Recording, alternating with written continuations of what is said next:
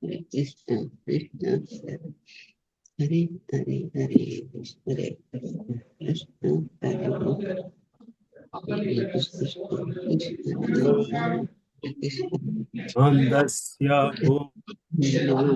Jana Salakaya Jnananjana Salakaya Chakshuronmilitam Yena Tasmai Tasmai Shri Shri Gurave Namaha. Shri Sri Chaitanya Manobhishtam Sthapitam Yena Bhutale Swayam Bhakamahyam Dadati Svapadantikam Vande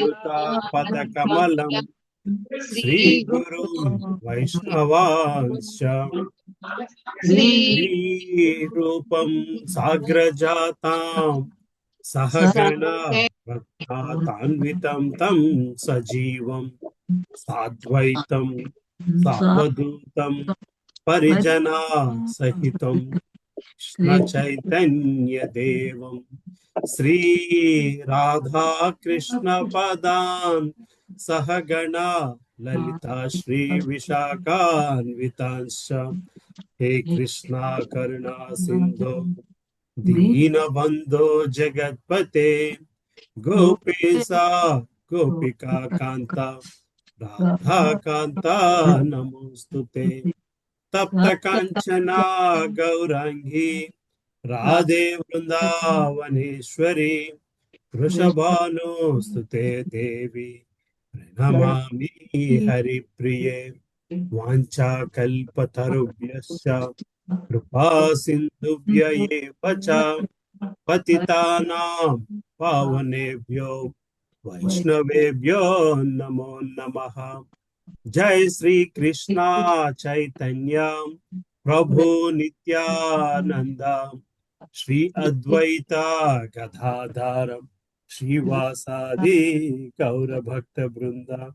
Hare Krishna, Hare Krishna, Krishna Krishna, Hare Hare, Hare Rama, Hare Rama, Rama Rama, Hare Hare. Om Namo Bhagavate Vasudevaya. Om Namo Bhagavate Vasudevaya. Om Namo Bhagavate Vasudevaya. Narayanam Namaskrityam Naram Chaiva Narottamam Devim Saraswatim Vyasam Tato Jayamudhirayet Nashtaprayeshu Bhadreshu Nityam Bhagavata Sevaya Bhagavati Uttama Shloke Bhaktir Bhavati Naistiki Krishnaya Vasudevaya Devaki Nandanaya Cha Nanda Gopa Kumaraya Govindaya Namo Namaha Namo Mahavadanyaya Krishna Prema Pradhayate Krishnaya Krishna Chaitanya Namne Gauratvishe Namaha Nama Pankazanabhaya Nama Pankazamaline Nama Pankazanetraya Namaste Pankazangre Namo Brahmanyaya Devaya O Brahmanyaya Hitaya Cha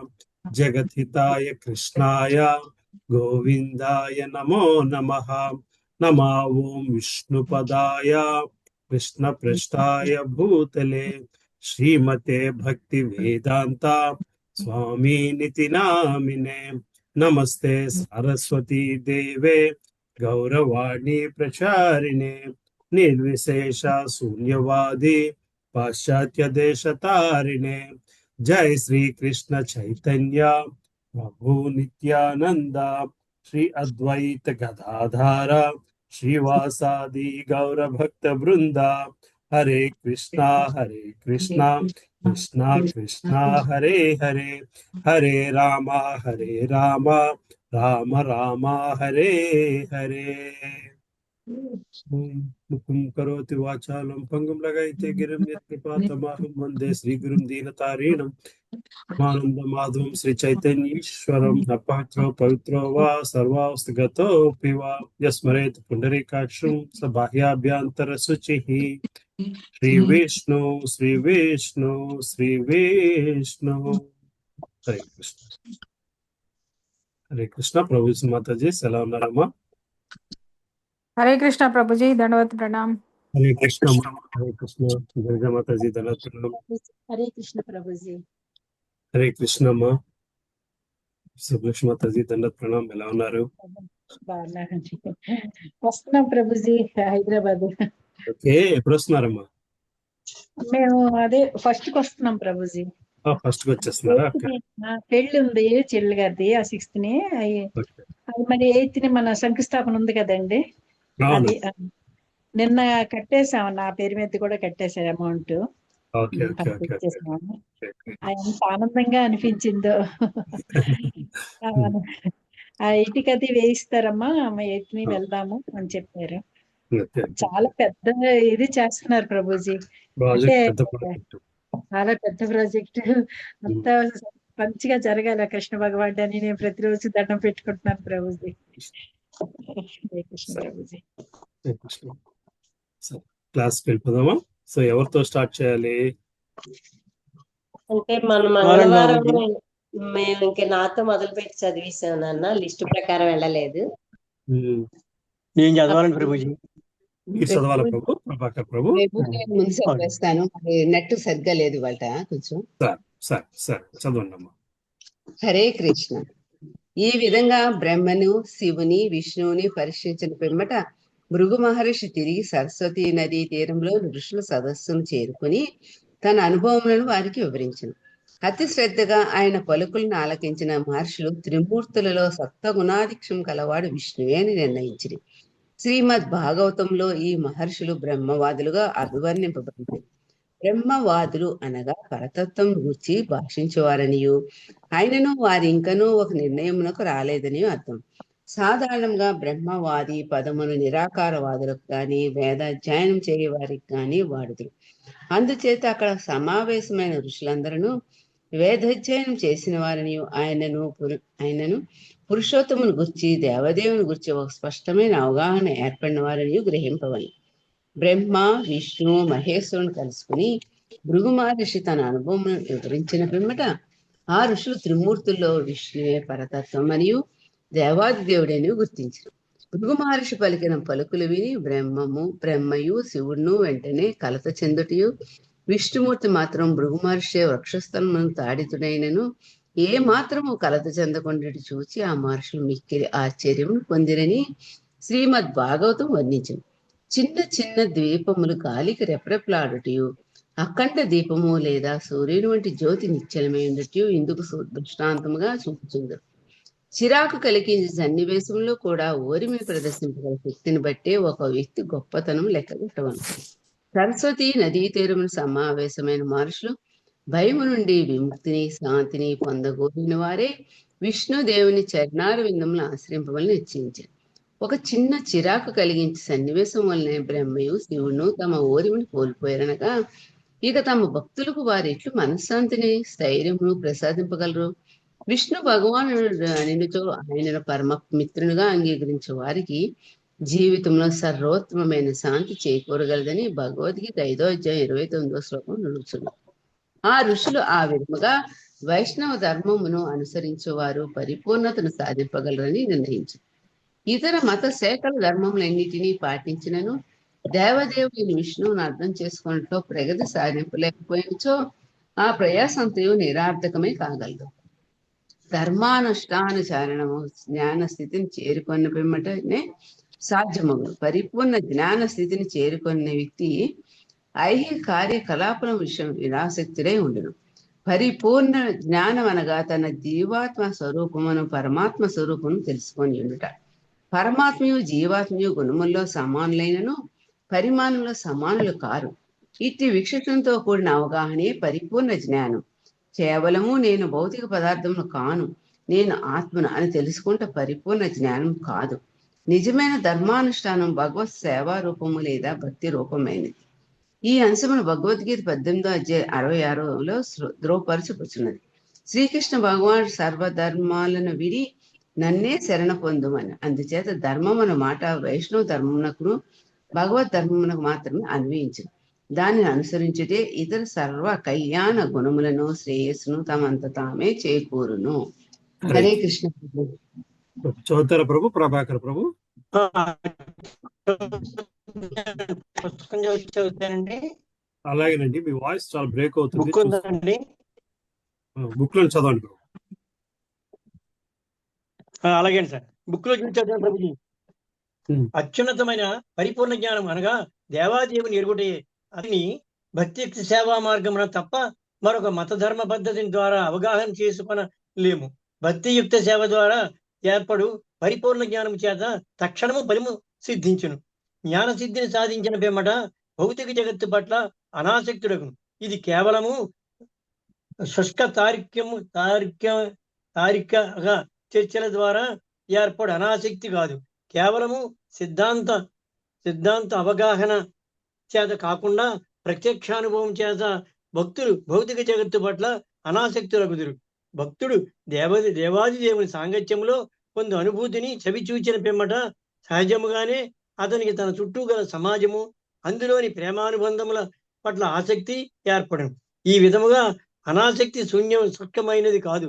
ఇది భక్తి రసము చవిచూచి జీవితంలో ఉన్నత స్థితిని సాధించడం చేత కలిగే అనాసక్తి. శ్రీమద్ భాగవతములో ఇంకనూ ఇట్లు చెప్పబడినది. అట్టి జ్ఞానము ఇంద్రియ సుఖములను పట్ల అనాసక్తి సిద్ధించిన పిమ్మట అణిమ లఘిమ ప్రాప్తి వంటి అష్టసిద్ధులు కూడా ఎట్టి ప్రత్యేక యత్నము లేకుండగానే వారి సిద్ధించును. ఇందుకు చక్కని ఉదాహరణ అంబరీష మహారాజు. అతడు గొప్ప యోగ సిద్ధుడు కాదు, కేవలము గొప్ప భక్తుడు. అయినను ఆ అంబరీష మహారాజుతో వివాదములు దిగిన దూర్వాసముని తనకు యోగ సిద్ధులు ఎన్ని ఉన్నను అతని భక్తి భావం ఎదుట పరాజితుడయ్యాడు. దీని భావమేమనగా భక్తుడు యోగ సాధన చేయలేకపోయినను యోగ సిద్ధులన్నింటినీ అతనికి వశమగును. భగవాని కృపచేత ఆ సిద్ధులు అతనికి సిద్ధించును. ఒక చిన్న శిశువు ఒక సర్వశక్తిమంతుడైన తండ్రికి అప్పగించినచో సహజముగానే ఆ తండ్రి శక్తులన్నీ అతనికి లభించినట్లే కదా. ఒక వ్యక్తి భగవద్భక్తునిగా ప్రసిద్ధి చెందినచో ఆ వ్యక్తి ఆ ఖ్యాతి ఎప్పటికీ నశింపదు. అతను ఇట్లు ప్రశ్నించాను, ఏది అత్యున్నతమైన కీర్తి? దానికి రామానందరాయుడు శ్రీకృష్ణ భగవానుకు శుద్ధ భక్తుడిగా గుర్తించబడియే అత్యున్నత కీర్తి అని బదులిచ్చాను. సారాంశం ఏమనగా విష్ణు ధర్మము లేక దేవాదేవునకు చేయు భక్తియుక్త సేవా మార్గము వివేకవంతుల కొరకే ఉద్దేశించబడినది. జ్ఞానశక్తిని సక్రమంగా వినియోగించుకున్నట ద్వారా దేవాదేవుని గురించి చింతించే స్థాయికి వ్యక్తి ఎదుగును. దేవాదేవుని గురించి నిరంతరము చింతించడం ద్వారా భౌతిక జగత్తులో మాయానంద సంపర్కం ద్వారా ఏర్పడు కాలుష్యం నుండి విముక్తుడై అతడు శాంతిని పొందును. మానవ సమాజంలో అట్టి ప్రశాంత చిత్తులైన భక్తులు కొరవడుట చేతని ప్రపంచములో అలజడులు చెలరేగుతుండను. భక్తులు తప్ప ఎవరునూ జీవుల పట్ల సమానత్వమును చూపలేదు. సర్వజీవులతోనూ దాదాత్మ్యము అనుభవించలేడు. భక్తులు అన్నిటికీ దేవాదేవులో అంశములుగానే దర్శించును.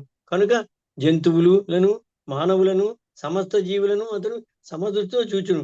సమస్త భూతములను సమాన దృష్టితో చూచులను అలవరుచుకుని భక్తులకు రాగద్వేషములు అంటవు అని ఈశాన్యోపనిషత్తు స్పష్టంగా చాటుచున్నది. తనకు అవసరమైన దానికంటే అధికంగా అర్జింపవలని భక్తులు ఆరాటపడు. కనుక భక్తులు అకించనలు అనగా అన్ని జీవన స్థితిలో వారు జీవిస్తున్నారు. స్వర్గంలో ఉన్నప్పుడు నరకంలో ఉన్నను భక్తుడు ఒకే విధంగా నడుచుకోండి. భక్తుడు భగవత్ సేవలో తప్ప తక్కిన అన్ని విషయంలోనూ ఉదాసీనుడుగా ఉండును. ఇట్టి జీవిత విధానమే సర్వోన్నత స్థితి. ఆ స్థితి నుండి భక్తుడు వేరుగా దేవాదేవుని పాదార విందములను భగవద్ధామం చేరుకును. దేవాదేవులకు భక్తులైనటి ప్రత్యేకించి భౌతిక గుణములతో ముఖ్యముగా సత్వగుణము అధికముగా ఆకర్షింపబడుతుండను. యోగ్యుడైన బ్రాహ్మణుడు అట్టి సత్వగుణం ప్రతీక. కనుక భక్తుడి జీవితంలో బ్రాహ్మణత్వ స్థితిని ఆకరించబడు. రజోతమో గుణములు కూడా దేవాదేవుడైన విష్ణుమూర్తి నుండి ఉత్పన్నమవుతున్నను. వాటిని పట్ల అతని ఎట్టి ఆసక్తి ఉండదు. శ్రీమద్ భాగవతములో భక్తులు నిపుణ బద్ధులుగా వర్ణించబడి, అనగా మానవులలో వారు మిక్కిలి బుద్ధిమంతుల కోవలకు చెందినవారు. భక్తుడు రాగద్వేషముల అతీతుడై రజో తమో గుణముల చేత ప్రభావిత కాకుండా ప్రశాంతంగా జీవించును. హరే కృష్ణ ప్రభుజీ. హరే కృష్ణ. మా మాతాజీ ఉన్నారా ప్రభు? వస్తాను, జస్ట్ ఇంకొకరు ఇవ్వండి, మళ్ళీ వస్తారు, ఒక్క నిమిషం అండి. ఏకాంబరేశ్వర ప్రభు ఉన్నారా? జగదాంబ మాతాజీ, అమ్మ సుబ్బలక్ష్మి మాతాజీ చదవండి. హరే కృష్ణ. సుబ్బలక్ష్మి మాతాజీ చదువుతారమ్మా? ప్రభుజీ చదువుతాను ప్రభుజీ. భక్తుడు ప్రకృతి త్రిగుణములకు అక్కడి ప్రభుజీ. హరే కృష్ణ ప్రభుజీ. భక్తుడు ప్రకృతి త్రిగుణములకు అతీతుడైనచో ఈ భౌతిక జగత్తులోని సత్వగుణము పట్ల అతడెందుకు ఆసక్తి కలిగి ఉండవలెను అని ఎవరైనాను ప్రశ్నింపవచ్చును. దీనికి సమాధానం ఏమనగా, ప్రకృతి గుణములను అనుసరించి మానవులలో వివిధ రకాల వ్యక్తులు ఉందురు. తమోగుణ ప్రధానులు రాక్షసులుగా పిలువబడుతుందురు. రజోగుణ ప్రధానులు అసురులు. సత్వగుణ ప్రధానులు దేవతలు. దేవాది దేవుని పర్యవేక్షణలో ఈ భౌతిక ప్రకృతి చేత 3 రకాల జీవులు సృష్టించబడి, వీరిలో సత్వగుణ ప్రధానులైనట్టి వారు ఆధ్యాత్మిక జగత్తుకు ఉన్నతిని సాధిస్తూ దేవాది దేవుని భగవద్ధామమును చేరుకునే అవకాశము అధికముగా ఉండును. ఈ విధముగా సరస్వతీ నదీ తీరమున సమావేశమే త్రిమూర్తులలో ఎవరు అధికులని తెలుసుకోదలచిన మహర్షులకు విష్ణుమూర్తియే సర్వాధికుడని నిస్సంశయముగా స్పష్టమయ్యను.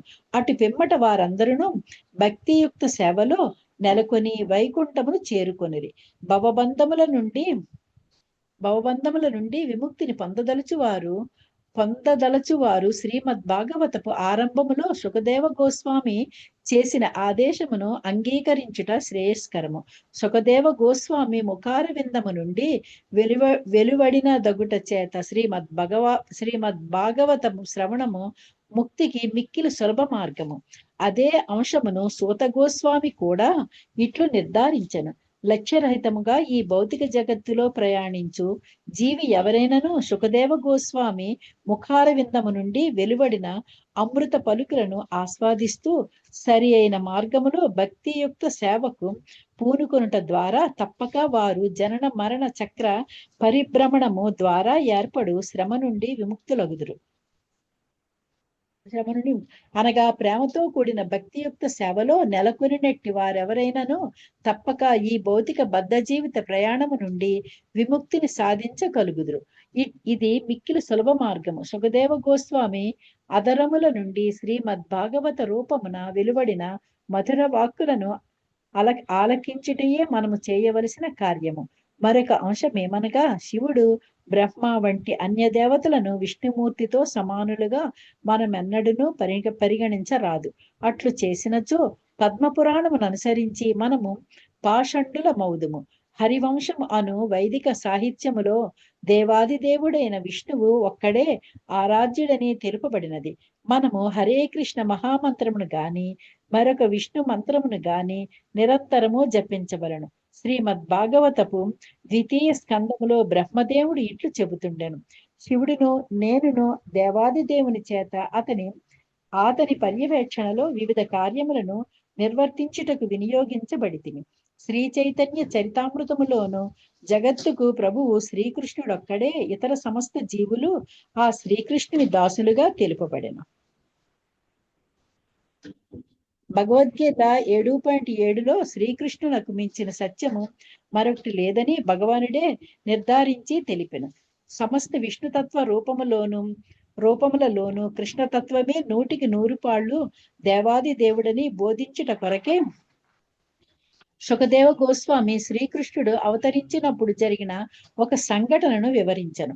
ఒకప్పుడు ఒక బ్రాహ్మణుడి భార్య హరే కృష్ణ ప్రభుజీ. Thank you Prabhuji. పద్మప్రియ మాతాజీ ఉన్నారమ్మా? హరే కృష్ణ ప్రభుజీ. ధన్యవాదాలు ప్రభుజీ.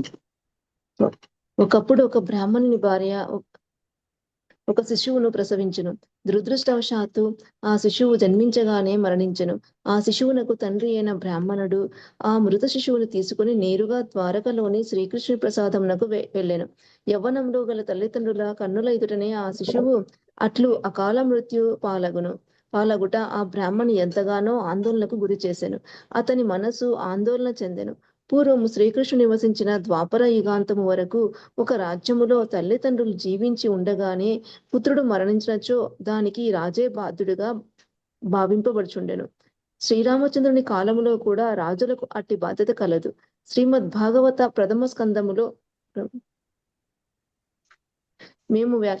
ప్రథమ స్కందంలో మేము వ్యాఖ్యానించినట్లుగా పౌరుల సుఖదుఖములకు అధిక వేడి చలికి కూడా ఆ రోజుల్లో రాజే బాధ్యత వహించవలసి ఉండేది.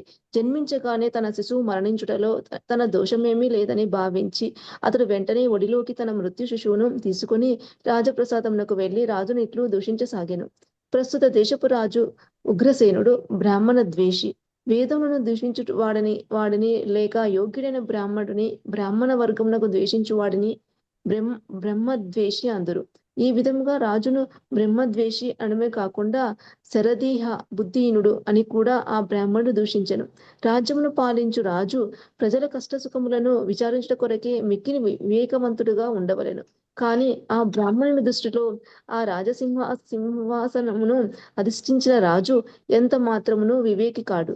కనుక అతడిని లుబ్ధుడు, లోభి అని కూడా అతడు దూషించెను. అనగా ఒక రాజు దురాశపరుడు, స్వార్థపరుడైనచో అతనికి సింహాసనమును అధిష్ఠించి ప్రజలను పాలించు హక్కు లేదు. రాజు భౌతిక భోగముల పట్ల ఆసక్తుడైనచో అతడు స్వార్థపరుడగును. కనుక ఈ సందర్భమున మరొక పదము విషయాత్ముడుగా ప్రయోగించబడెను. ఆ బ్రాహ్మణుడు రాజును క్షుత్రబంధువుగా దూషించెను. క్షుత్రబంధువు అనగా క్షత్రియ వంశములో జన్మించినను రాజలక్షణములు లేనివాడని అర్థము. రాజు బ్రాహ్మణ సంస్కృతిని కాపాడుతూ తన పౌరుల సంక్షేమ విషయంలో జాగ్రత్త వహించవలెను. భౌతిక భోగభాగ్యముల పట్ల ఆసక్తుడై అతడు దురాశావరుడు కారాదు. రాజుగా ఉండవలసిన అర్హతలేవి లేకుండా నేను క్షత్రియ వంశంలో జన్మించిన వాడను అని చెప్పుకున్నవాడు క్షత్రియుడు కాడు, క్షత్రబంధు. అట్లే ఒక వ్యక్తి బ్రాహ్మణ వంశంలో జన్మించినను బ్రాహ్మణుడి యోగ్యతలు అతనిలో లోపించినచో అతడిని బ్రహ్మబంధు లేదా ద్విజబంధు అందురు. దీని భావం ఏమనగా కేవలం జన్మ చేతనే బ్రాహ్మణుడనగా లేదా క్షత్రుడిగా ఎవరునూ పరిగణించబడరు. అందుకు అవసరమైన యోగ్యతలను అతడు ఆర్జించుకోవలను. అప్పుడే అతడిని బ్రాహ్మణునిగా లేక క్షత్రునిగా అంగీకరించవలెను. ఆ విధముగా రాజులో రాజలక్షణం లోపించుట చేత జన్మించగానే తన శిశువు మరణించనని ఆ బ్రాహ్మణుడు రాజుపై దోషమును ఆరోపించెను. ఇట్లు జరుగుట అసహజమని భావించి అందుకు రాజే బాధ్యుడనెను. వైదిక సాహిత్యంలో క్షత్రియులు బాధ్యతారహితంగా ప్రవర్తించినప్పుడు రాజస్థానంలోని బ్రాహ్మణ పరిషత్తు మహారాజులను కూడా పదవి నుండి బహిష్కరించిన సందర్భములు అనేకములు కలవు. ఈ విషయములన్నింటినీ బట్టి వైదిక నాగరికతలో రాజు పదవి ఎంతో బాధ్యతతో కూడినట్టిదని స్పష్టమవుతుండెను. బ్రాహ్మణుడు హరే కృష్ణ. థ్యాంక్ యూ ప్రభు. హరే కృష్ణ ప్రభుజీ చదవమంటారండి? నేను చదువుతారమ్మా. హరే కృష్ణ ప్రభు. హరే కృష్ణ ప్రభు. బ్రాహ్మణుడు ఇట్లు పలికేను, ద్వేషమే రాజు యొక్క ప్రధాన ప్రవృత్తి అయినచో అట్టి రాజును ఎవరిని గౌరవించరాదు. అట్టి రాజు తన కాలమంతటిని వేటలోను, అడవుల్లోను, జంతువులోను, నగరములోని దోషులను వధించుటలోనే గడుపును. వానికి ఆత్మనిగ్రహము గాని శీల సంపద గాని ఉండవు. అట్టి రాజును ప్రజలు గౌరవించిన వారికి సుఖము లభింపదు. వారు ఎల్లప్పుడూ దారిద్ర్యముతోను, ఆందోళనతోను, కష్టములతోను జీవితం రద్దు చేయబడినను దేశదక్షుడు పౌరుల సుఖదుఖములకు బాధ్యుడని ప్రజలు భావించట లేదు. ఈ కలియుగంలో రాజ్యాధినేత ఏదో రకంగా పౌరుల ఓట్లను సంపాదించి ఆ ఉన్నత పదవికి ఎన్నుకోబడుతుండెను. కానీ ప్రజల జీవితంలో మాత్రమే ఆందోళనతోను, అశాంతితోను, సంతృప్తితోను, దుఃఖంతోను కొనసాగుతుండెను. ఆ బ్రాహ్మణుని మూడవ శిశువు కూడా జన్మించగానే మరణించిరి. అతనికి అట్లు 9 మంది పుత్రులు కలిగిరి. వారందరూ జన్మించగానే మరణించిరి. ప్రతిసారి అతడు రాజప్రసాద ద్వారం వద్ద నిలిచి రాజును నిధించి వెళుతుండెను. 9వ సారి అతడు అట్లు ద్వారక నగరకు రాజును దూషించుటకు వచ్చినప్పుడు అర్జునుడు శ్రీకృష్ణుడి ప్రక్కన నిలిచి ఉండెను. ఆ బ్రాహ్మణుడు అట్లు రాజు తమను సరిగ్గా రక్షించుట లేదని దూషించుటను విని అర్జునునకు ఆసక్తి కలిగి ఆ బ్రాహ్మణుని సమీపించి అతనితో ఇట్లా నేను నీ బ్రాహ్మణోత్తమ, మీ దేశములో పౌరులను రక్షించుటకు నిజమైన క్షత్రియులు లేరని ఎందుకు దూషించితివి? ధనుర్బాణములను ధరించి ప్రజలను రక్షించినట్లుగా నటించగల క్షత్రియుడు ఒక్కడైనను లేదా? ఈ దేశంలోని రాజులందరూ బ్రాహ్మణుల సహాయంతో యజ్ఞములను చేస్తూ తమ పరాక్రమమునకు స్వస్తి చెప్పిరని మీ అభిప్రాయమా? అట్లు పలుకుటలో క్షత్రియులు భోగభాగ్యములను అనుభవిస్తూ కేవలము వైదిక కర్మకాండాలను నిర్వర్తించుటతోనే సంతృప్తి చెందరాదని బల పరాక్రమములతో సూచించాను. నిరంతరం ఆధ్యాత్మిక కార్యక్రమాలలో నిమగ్నులైనట్టి బ్రాహ్మణుల నుండి శారీరక కష్టమును ఆశించరాదు. కనుక క్షత్రియులు వారి రక్షించుట అవసరము. అప్పుడే వారి నిర్దిష్టమైన ఉన్నత ధర్మములను ఎట్టు ఆటంకములను లేకుండా నిర్వర్తించగలుగుదురు. అర్జునుడు ఇంకా ఇట్లా నేను కృష్ణ ముందుకెళ్దాం మాతాజీ, మీ వాయిస్ బ్రేక్ అయిపోతుంది. హరే కృష్ణ ప్రభు. చదవండి. అర్జునుడు ఇంకను ఇట్లా నేను బ్రాహ్మణులు తమ భార్యాపుత్రుల నుండి దూరంగా నివసించినప్పుడు క్షత్రియుడు ఆ భార్యాపుత్రుల సంరక్షణ భారమును స్వీకరించినచో వారు కేవలము రంగస్థలముపై నటించు నటుల వంటి వారగును. నాటక రంగస్థలముపై ఒక నటుడు రాజు పాత్రను ధరింపవచ్చును, కానీ అట్టి కృత్రిమ రాజు నుండి ఎవరినూ ఎట్టి లాభమును ఆశించలేరు. అదే విధముగా ఒక రాజు లేదా రాజ్యాధిపతి సమాజ వ్యవస్థలో అగ్రవర్ణస్తులకు రక్షణను కలిగింపలేనిచో అతడు కేవలము వంచకుడగును. అట్టి నాయకులు కేవలము ఉదరపోషణ కొరకే గద్దెనెక్కిన వారగుదురు. ప్రభు, నీ శిశువులకు రక్షణ కల్పించినని నేను నీకు వాగ్దానం చేస్తుంటిని. అట్లు నేను రక్షణను కల్పించకున్నచో నన్ను ఆవరించిన పాపములన్నీ దగ్ధమగునట్లుగా నేను అగ్ని ప్రవేశము చేశాను. అర్జునుడు పలికిన ఈ మాటలను విని బ్రాహ్మణుడు ఇట్లనెను, ఆర్య, అర్జున, బలరాముడు కూడా నా శిశువులను రక్షించలేకపోయాను. శ్రీకృష్ణ భగవానుడు కూడా వారికి ఏ విధమైన రక్షణను కల్పించలేకపోయాను. ఇంకను ప్రద్యుమ్నుడు, అనిరుద్ధుడు వంటి ధనుష్యులు, అస్కులు, మహావీరులు అనేకులు కలరు, కానీ వారెవరూ నా శిశువుకు రక్షణ కల్పించలేకపోయింది. ఈ పలుకుల ద్వారా దేవాది దేవునికే అసాధ్యమైన కార్యమును అతడు ఎట్లు నిర్వర్తించగలడని ఆ బ్రాహ్మణుడు పరోక్షముగా సూచించను. అర్జునుడు తన శక్తికి మించిన వాగ్దానమును చేస్తుండెను కనుక నీ వాగ్దానము నేను విశ్వసించలేను అని పసివారి వాగ్దానము వంటిదని నేను భావిస్తుంటుంది. ఆ పలుకుల నుండి క్షత్రియ రాజులందరిపై ఆ బ్రాహ్మణుడు విశ్వాసమును కోల్పోయానని అర్జునుడు గ్రహించగలిగాను. కనుక అతనికి విశ్వాసమును కలిగించుట కొరకే అర్జునుడు తన మిత్రుడైన శ్రీకృష్ణుడిని కూడా విమర్శించసాగాను. శ్రీకృష్ణుడు మరియు ఇతరులందరూ వినిచుండగా ప్రత్యేకించి శ్రీకృష్ణుడిని విమర్శిస్తూ అతడు ఇట్లు పలికెను, బ్రాహ్మణోత్తమ, నేను సంకర్షుడను కాను, శ్రీకృష్ణుడును కాను, ప్రద్యుమ్న అనిరుద్ధుల వంటి కృష్ణపుత్రులలో ఒకడను కాను. నా పేరు అర్జునుడు. నేను గాంధీవ ధనుర్ధారిని.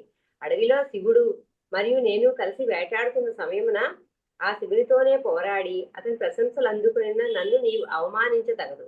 ఆ పోరులో చివరకు వేటగాడి రూపంలోని శివుడు నా పరాక్రమమునకు మెచ్చి నాకు పాశుపతాస్త్రమును ప్రసాదించను. కనుక నా వీరత్వము శంకింప తగదు. నేను మృత్యుదేవతతో పోరాడవలసి వచ్చినను నీ పుత్రులను తెచ్చి నీకు అర్పించును.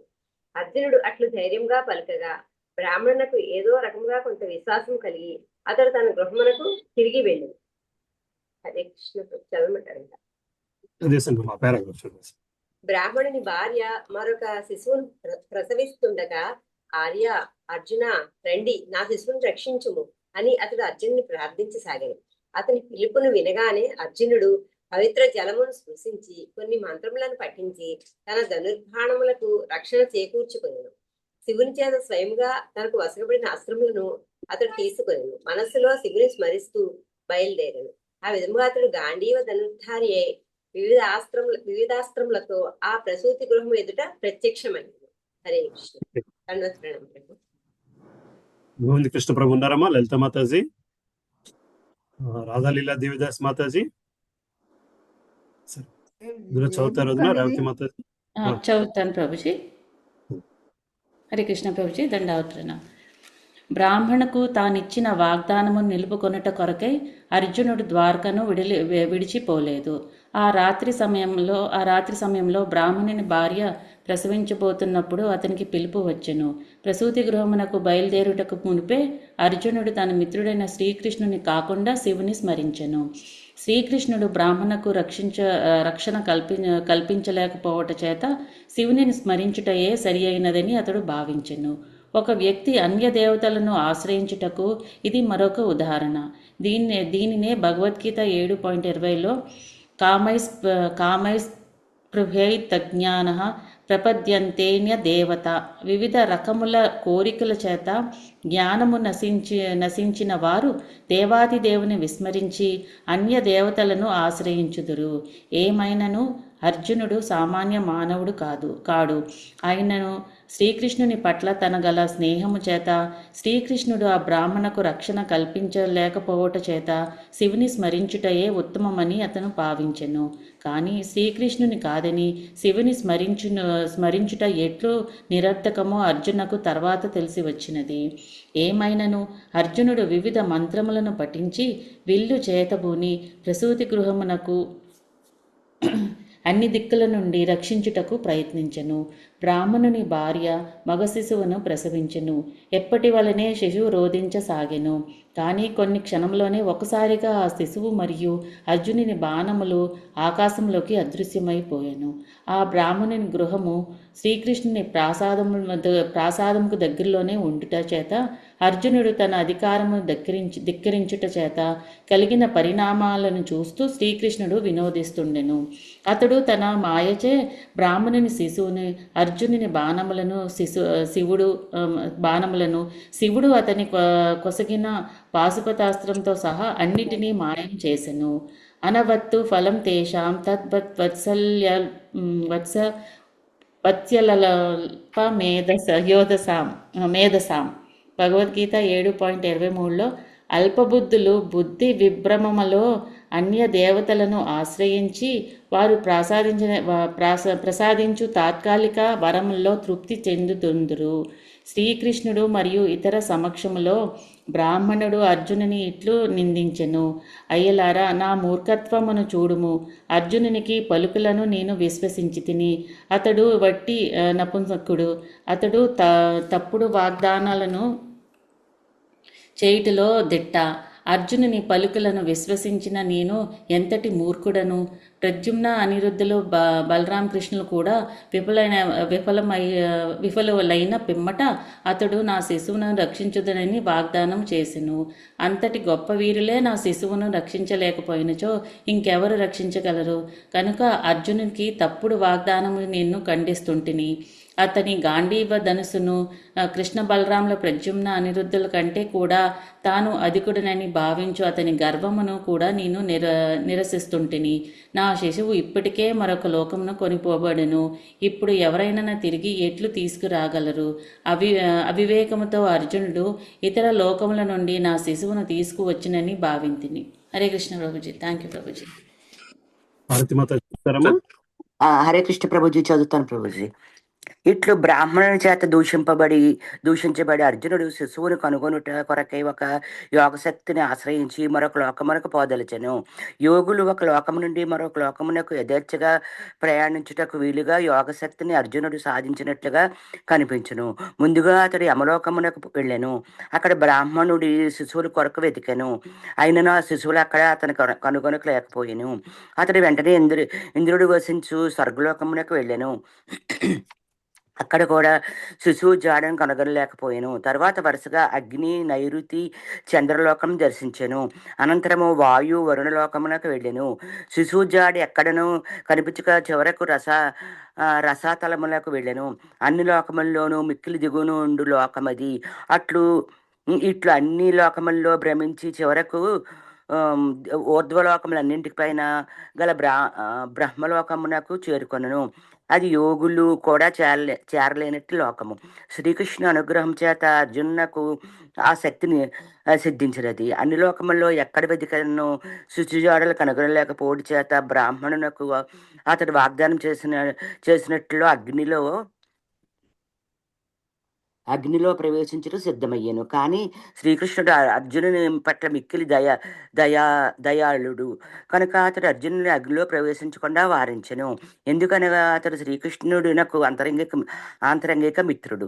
తన మిత్రుడైన అర్జునుడు నిరాశతో అగ్నిలోకి ప్రవేశించినచో అది తన అగౌరవమని భావించెను. ఇట్లు శ్రీకృష్ణుడు అర్జునుని వారించి తాను ఆ బ్రాహ్మణ శిశువుని కొనివత్తునని అవివేకంగా ఆత్మహత్యకు పూనుకోవదని అర్జునుడితో పలికెను.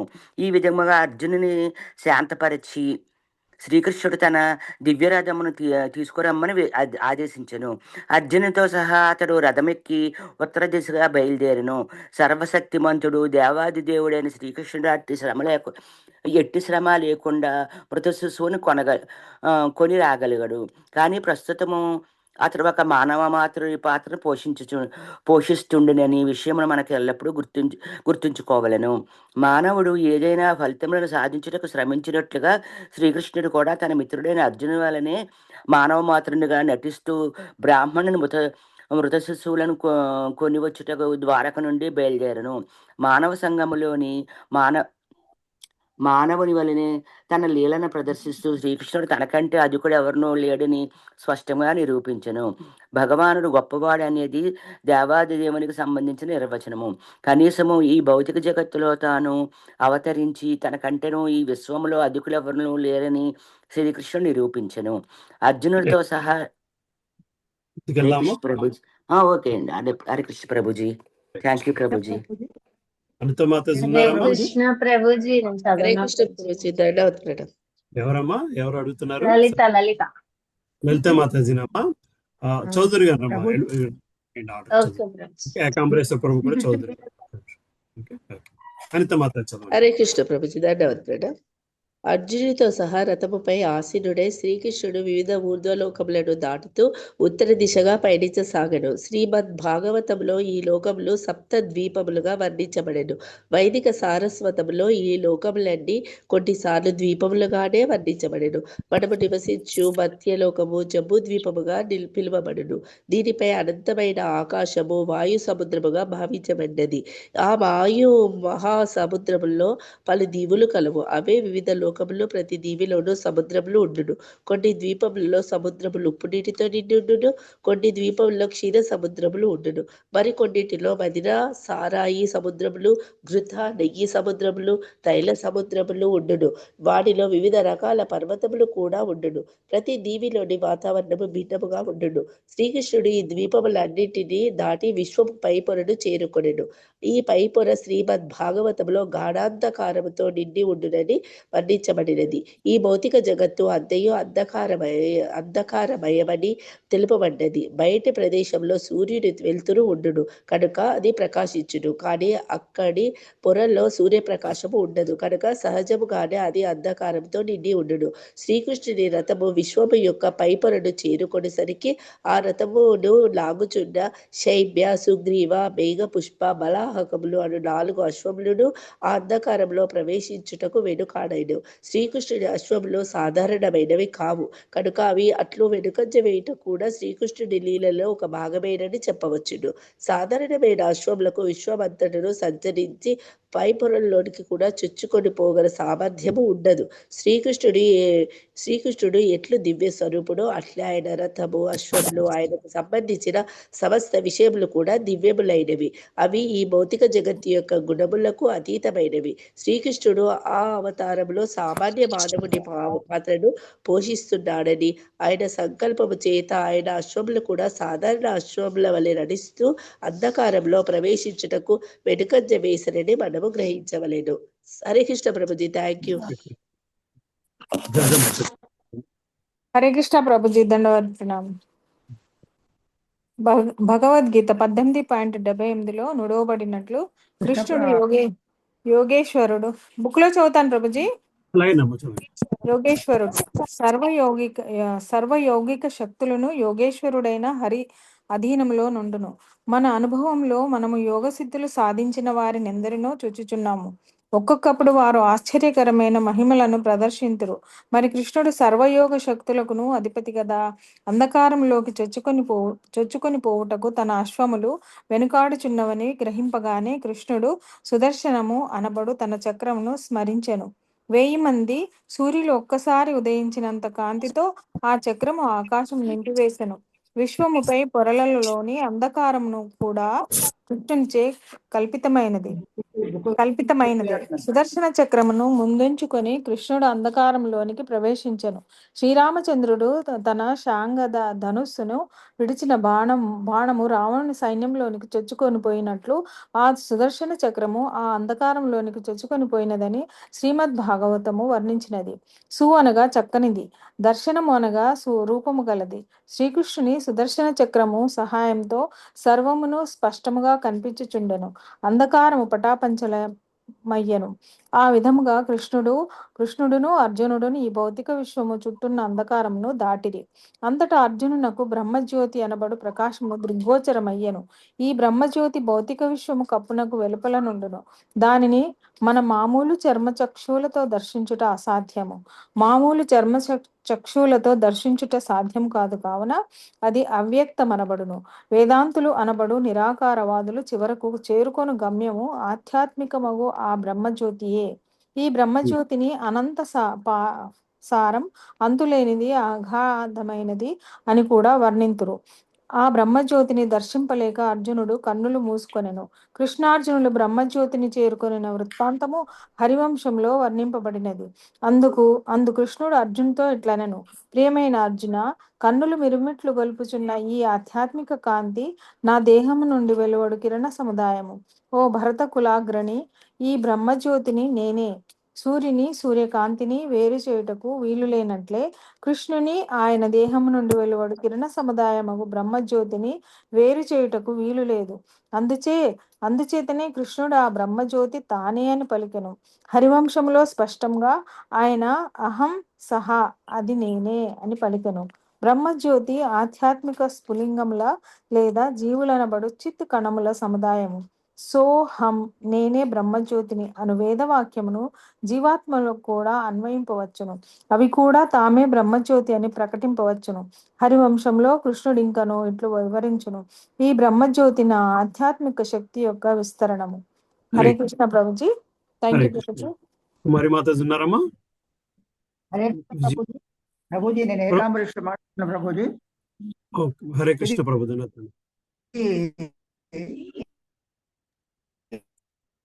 వాయిస్ రావట్లేదు ప్రభు. అధ్యాయం ఏది ప్రభుజీ? శ్రీకృష్ణ లీలలు. శ్రీకృష్ణుని అద్భుతమైన మహిమ. శ్రీకృష్ణుని లీలలు ముందు చాప్టర్. శ్రీకృష్ణ లీలలు ముందు చాప్టర్. హరే కృష్ణ. విజయ్ కుమారి మాతాజీ చదువుతారమ్మా? ప్రభుజీ చదువుతాను. దండవత్రం. బ్రహ్మజ్యోతి నా మాయాశక్తికి అతీతమైనది అని శ్రీకృష్ణుడు అర్జునుడితో చెప్పాడు. జీవుడు భౌతిక జగత్తులో ఉన్నప్పుడు బ్రహ్మజ్యోతి అనుభూతి అసాధ్యము. ఇంకొక రకంగా చెప్పాలంటే భౌతిక జగత్తులో ఈ వెలుగు ప్రకటము కాదు, కాగా అది ఆధ్యాత్మిక జగత్తులో ప్రకటమై ఉంటుంది.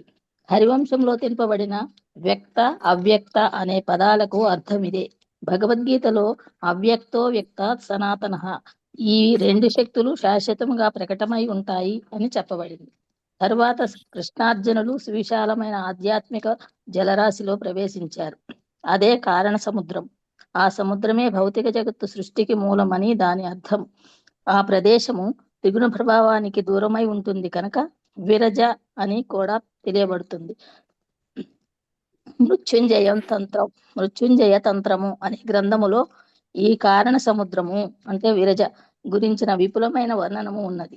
భౌతిక జగత్తులోని అత్యున్నత లోకము సత్యలోకము లేదా బ్రహ్మలోకమని, దానికి ఆవల రుద్రలోకము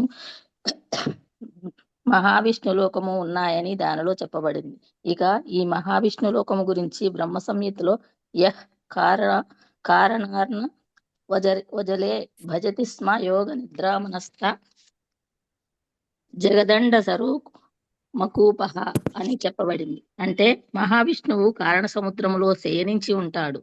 అతడు నిశ్వాసించినప్పుడు అసంఖ్యాకమైన లోకాలు ఉద్భవిస్తాయి. ఉచ్ఛ్వసించినప్పుడు ఆ లోకాలు తిరిగి అతనిలో ప్రవేశిస్తాయి. ఈ ప్రకారముగా భౌతిక సృష్టి రచింపబడి తిరిగి లయిస్తుంది. కృష్ణార్జునులు నీటిలో ప్రవేశించినప్పుడు దివ్యమైన ప్రచండ వాయువు అక్కడ వీచింది. దానితో కారణోదక జలములో ఉత్తుంగ తరంగాలు కలుగసాగాయి. కృష్ణానుగ్రహంచే అర్జునుడు సుందరమైన కారణ సముద్రాన్ని చూసే అద్వితీయమైన అనుభవాన్ని పొందగలిగాడు. కృష్ణునితో పాటు అర్జునుడు ఆ జలములో ఒక విశాలమైన భవనాన్ని చూశాడు. ఆ భవనములో మణిఖచితమైన వేల కొలది స్తంభాలు ఉన్నాయి. ఆ ప్రకాశమాన స్తంభాల శోభకు అర్జునుడు ఆకర్షితుడయ్యాడు. ఆ దివ్య భవనములో కృష్ణార్జునుడు శేషుడని తెలియబడే అనంతదేవుని చూశారు. అనంతదేవుడు వేల కొలది పడగలను కూడిన మహాసర్ప రూపంలో ఉన్నాడు. ఆ పడగలలో ప్రతిదీ అమూల్యమైన మణులతో అందముగా వెలుగుతోంది. అనంతదేవుని ప్రతి పడగకు 2 భీకరమైన నేత్రాలు ఉన్నాయి. అతని దేహము సదా మంచుతో కప్పబడి ఉండే కైలాస పర్వతము వలె ఉన్నది. అతని కంఠములు, నాలుకలు నీలివర్ణములో ఉన్నాయి. ఆ విధంగా అర్జునుడు శేషనాగును దర్శించాడు. ఆ తెల్లని శేషనాగు శయ్యపై మహావిష్ణువు సుఖంగా పవళించి ఉండడం కూడా అతడు చూశాడు. మహావిష్ణువు సర్వవ్యాపికను సర్వశక్తిమంతునిగను గోచరించాడు. అతడు పురుషోత్తముడని తెలియబడే దేవదేవుడని అర్జునుడు అర్థం చేసుకోగలిగాడు. భౌతిక జగత్తునందు ఈ రూపము నుండే వేరొక విష్ణు రూపము అంటే గర్భోదకశాయి విష్ణు రూపము ఉద్భవిస్తుంది కనుక అతడు పురుషోత్తమునిగా తెలియబడ్డాడు. భౌతిక జగత్తుకు పరమైన వాడు అయినందున మహావిష్ణువు పురుషోత్తముడని పిలువబడతాడు. తమ అంటే చీకటి, ఉత్ అంటే ఆవల, దివ్యమని అర్థము.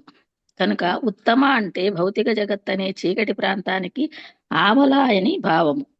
పురుషోత్తముని దేహఛాయను వానాకాలపు క్రొత్త మేఘము వలె ఘననీలముగా ఉన్నట్లు అర్జునుడు చూశాడు. అతడు పట్టు పీతాంబరాన్ని కట్టుకున్నాడు. అతడు సుందర దరహాసవదనుడై ఉన్నాడు. అతని కలువరేకుల వంటి కన్నులు పరమ ఆకర్షణీయంగా ఉన్నాయి. మహావిష్ణువు కిరీటము అమూల్యమైన మణిఖచితమై ఉన్నది. అతని సుందరమైన కుండలాలు అతని శిరోజాల శోభను ఇనుమడింపజేశాయి. అతని అష్టభుజాలు అతి దీర్ఘములై మోకాళ్లను తాకుతున్నాయి. అతని మెడలో కౌస్తుభమణి ఉన్నది. వక్షస్థలంపై శ్రీవత్స చిహ్నము అంటే లక్ష్మీదేవి నివాస స్థానం ఉన్నది. ఆ దేవదేవుడు మోకాళ్ల వరకు వేలాడే కమల పూమాలను ధరించి ఉన్నాడు. అది వైజయంతిమాలగా ప్రసిద్ధి చెందినది. హరే కృష్ణ ప్రభు. నెక్స్ట్ వెళ్తున్నాం. భగవానుడుకు ఇరుపక్కల నందుడు సునందుడు నిలిచి ఉండేది. ఆకృతి దాల్చిన సుదర్శనమూర్తి కూడా అతని పక్కనే నిలిచి ఉండేది. వేదములలో తెలుపబడినట్లు భగవానునికి అసంఖ్యాకములైన శక్తులు కలవు. అవి కూడా ఆకృతి దాల్చి అందులో నిలిచి ఉండేవి. ఆ శక్తులలో ప్రధానమైనవి పుష్టి అనగా పోషక శక్తి, శ్రీ సౌందర్య శక్తి, శ్రీ అనగా సౌందర్య శక్తి, కీర్తి అనగా యశోశక్తి, అజ భౌతిక జగత్తును సృష్టించు శక్తి. ఈ భౌతిక జగత్తు పాలనను పర్యవేక్షించు బ్రహ్మ, శివుడు, విష్ణు, ఊర్ధ్వ లోకాధిపతి అయిన ఇంద్ర, చంద్ర, వరుణ, సూర్యాదులలో ఈ శక్తులను అతడు నిక్షేపించు. దీని భావం ఏమనగా ఈ దేవతలందరూ దేవాది దేవుని చేతనే కొన్ని శక్తులను పొంది ప్రేమపూరితమైన భక్తియుక్త సేవలో నిరంతరము నిమగ్నలై ఉందరు. మహావిష్ణు రూపంలో శ్రీకృష్ణుని దేహ విస్తరణ మహావిష్ణు రూపము శ్రీకృష్ణుని దేహ విస్తరణ. బ్రహ్మ సంహిత కూడా శ్రీకృష్ణుని స్వాంసాంశ రూపమేనని మహావిష్ణువు అని నిర్ధారించారు. అట్టి విస్తరణలన్నీ దేవాది దేవునికి భిన్నములు కావు. కానీ కృష్ణుడు తన దివ్య లీలను ప్రదర్శించుట కొరకే భౌతిక జగత్తులో మానవ మాత్రునిగా అవతరించుట చేత కృష్ణార్జునులు ఇరువురును ఆ మహావిష్ణువు ఎదుట ప్రణమిల్లి అతని గౌరవించారు. శ్రీకృష్ణుడు మహావిష్ణువును కీర్తించినట్లు శ్రీమద్ భాగవతం కూడా తెలుపుతుంది.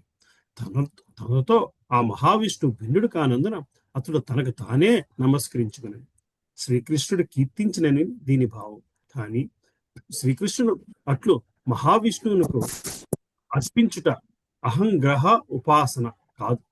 జ్ఞానయజ్ఞము చేసి ఊర్ధ్వలోకమును చేరుటకు ప్రయత్నించి వారు చేయు ఉపాసన అహంగ్రహ ఉపాసన అందరు. జ్ఞానయజ్ఞేన చాప్యన్యే యజంతో మాముపాసతే. చివరకు జ్ఞానయజ్ఞముతో కూడా కొందరు నన్ను ఉపాసిస్తారు. అట్టి వారి గూర్చి భగవద్గీత 9:15 కూడా తెలుపబడినది. హరే కృష్ణ. చదువుతావమ్మా? చదువుతాను నాన్న. హరే కృష్ణ. వాస్తవమునకు జగదాచార్యుడైన శ్రీకృష్ణుడు మహావిష్ణువుకు నమస్కరించి అర్చించనక్కర లేకపోయినను మహావిష్ణువును ఎట్లు గౌరవించవలనో అర్జునునకు బోధించుట కొరకై ఆయన అట్లు చేసెను. భౌతిక జగత్తులో వలె కాకుండా అక్కడ సర్వమును మిక్కిలి బృహదాకారములతో కనిపించుటను చూచి అర్జునుడు మిక్కిలి భీతి చెందెను. శ్రీకృష్ణుడు మహావిష్ణువుకు నమస్కరించుటను చూచి అర్జునుడు కూడా అతడిని అనుసరిస్తూ భక్తితో చేతులు జోడించి నిలిచెను. పిమ్మట బృహద్రూపమున గల ఆ మహావిష్ణువు మిక్కిలి ప్రీతి చెంది చిరు మందహాసముతో వారితో ఇట్లు సంభాషించసాగెను. ప్రియమైన కృష్ణార్జునులారా, మీరిరువురిని చూడవలనని నేను మిక్కిలి ఆరాటముతో వేచి ఉంటిని. అందుకే ఆ బ్రాహ్మణుని శిశువులను కొని వచ్చి ఇక్కడ ఉంచబడినట్లుగా ఏర్పాటు చేసి తిని ఈ ప్రాసాదములో మీరిరువురిని దర్శింపదలిచి తిని భూమికి భారమైన రాక్షసులను సంహరించుట కొరకై నా అవతారముగా మీరు భూలోకమున జన్మించితిరి.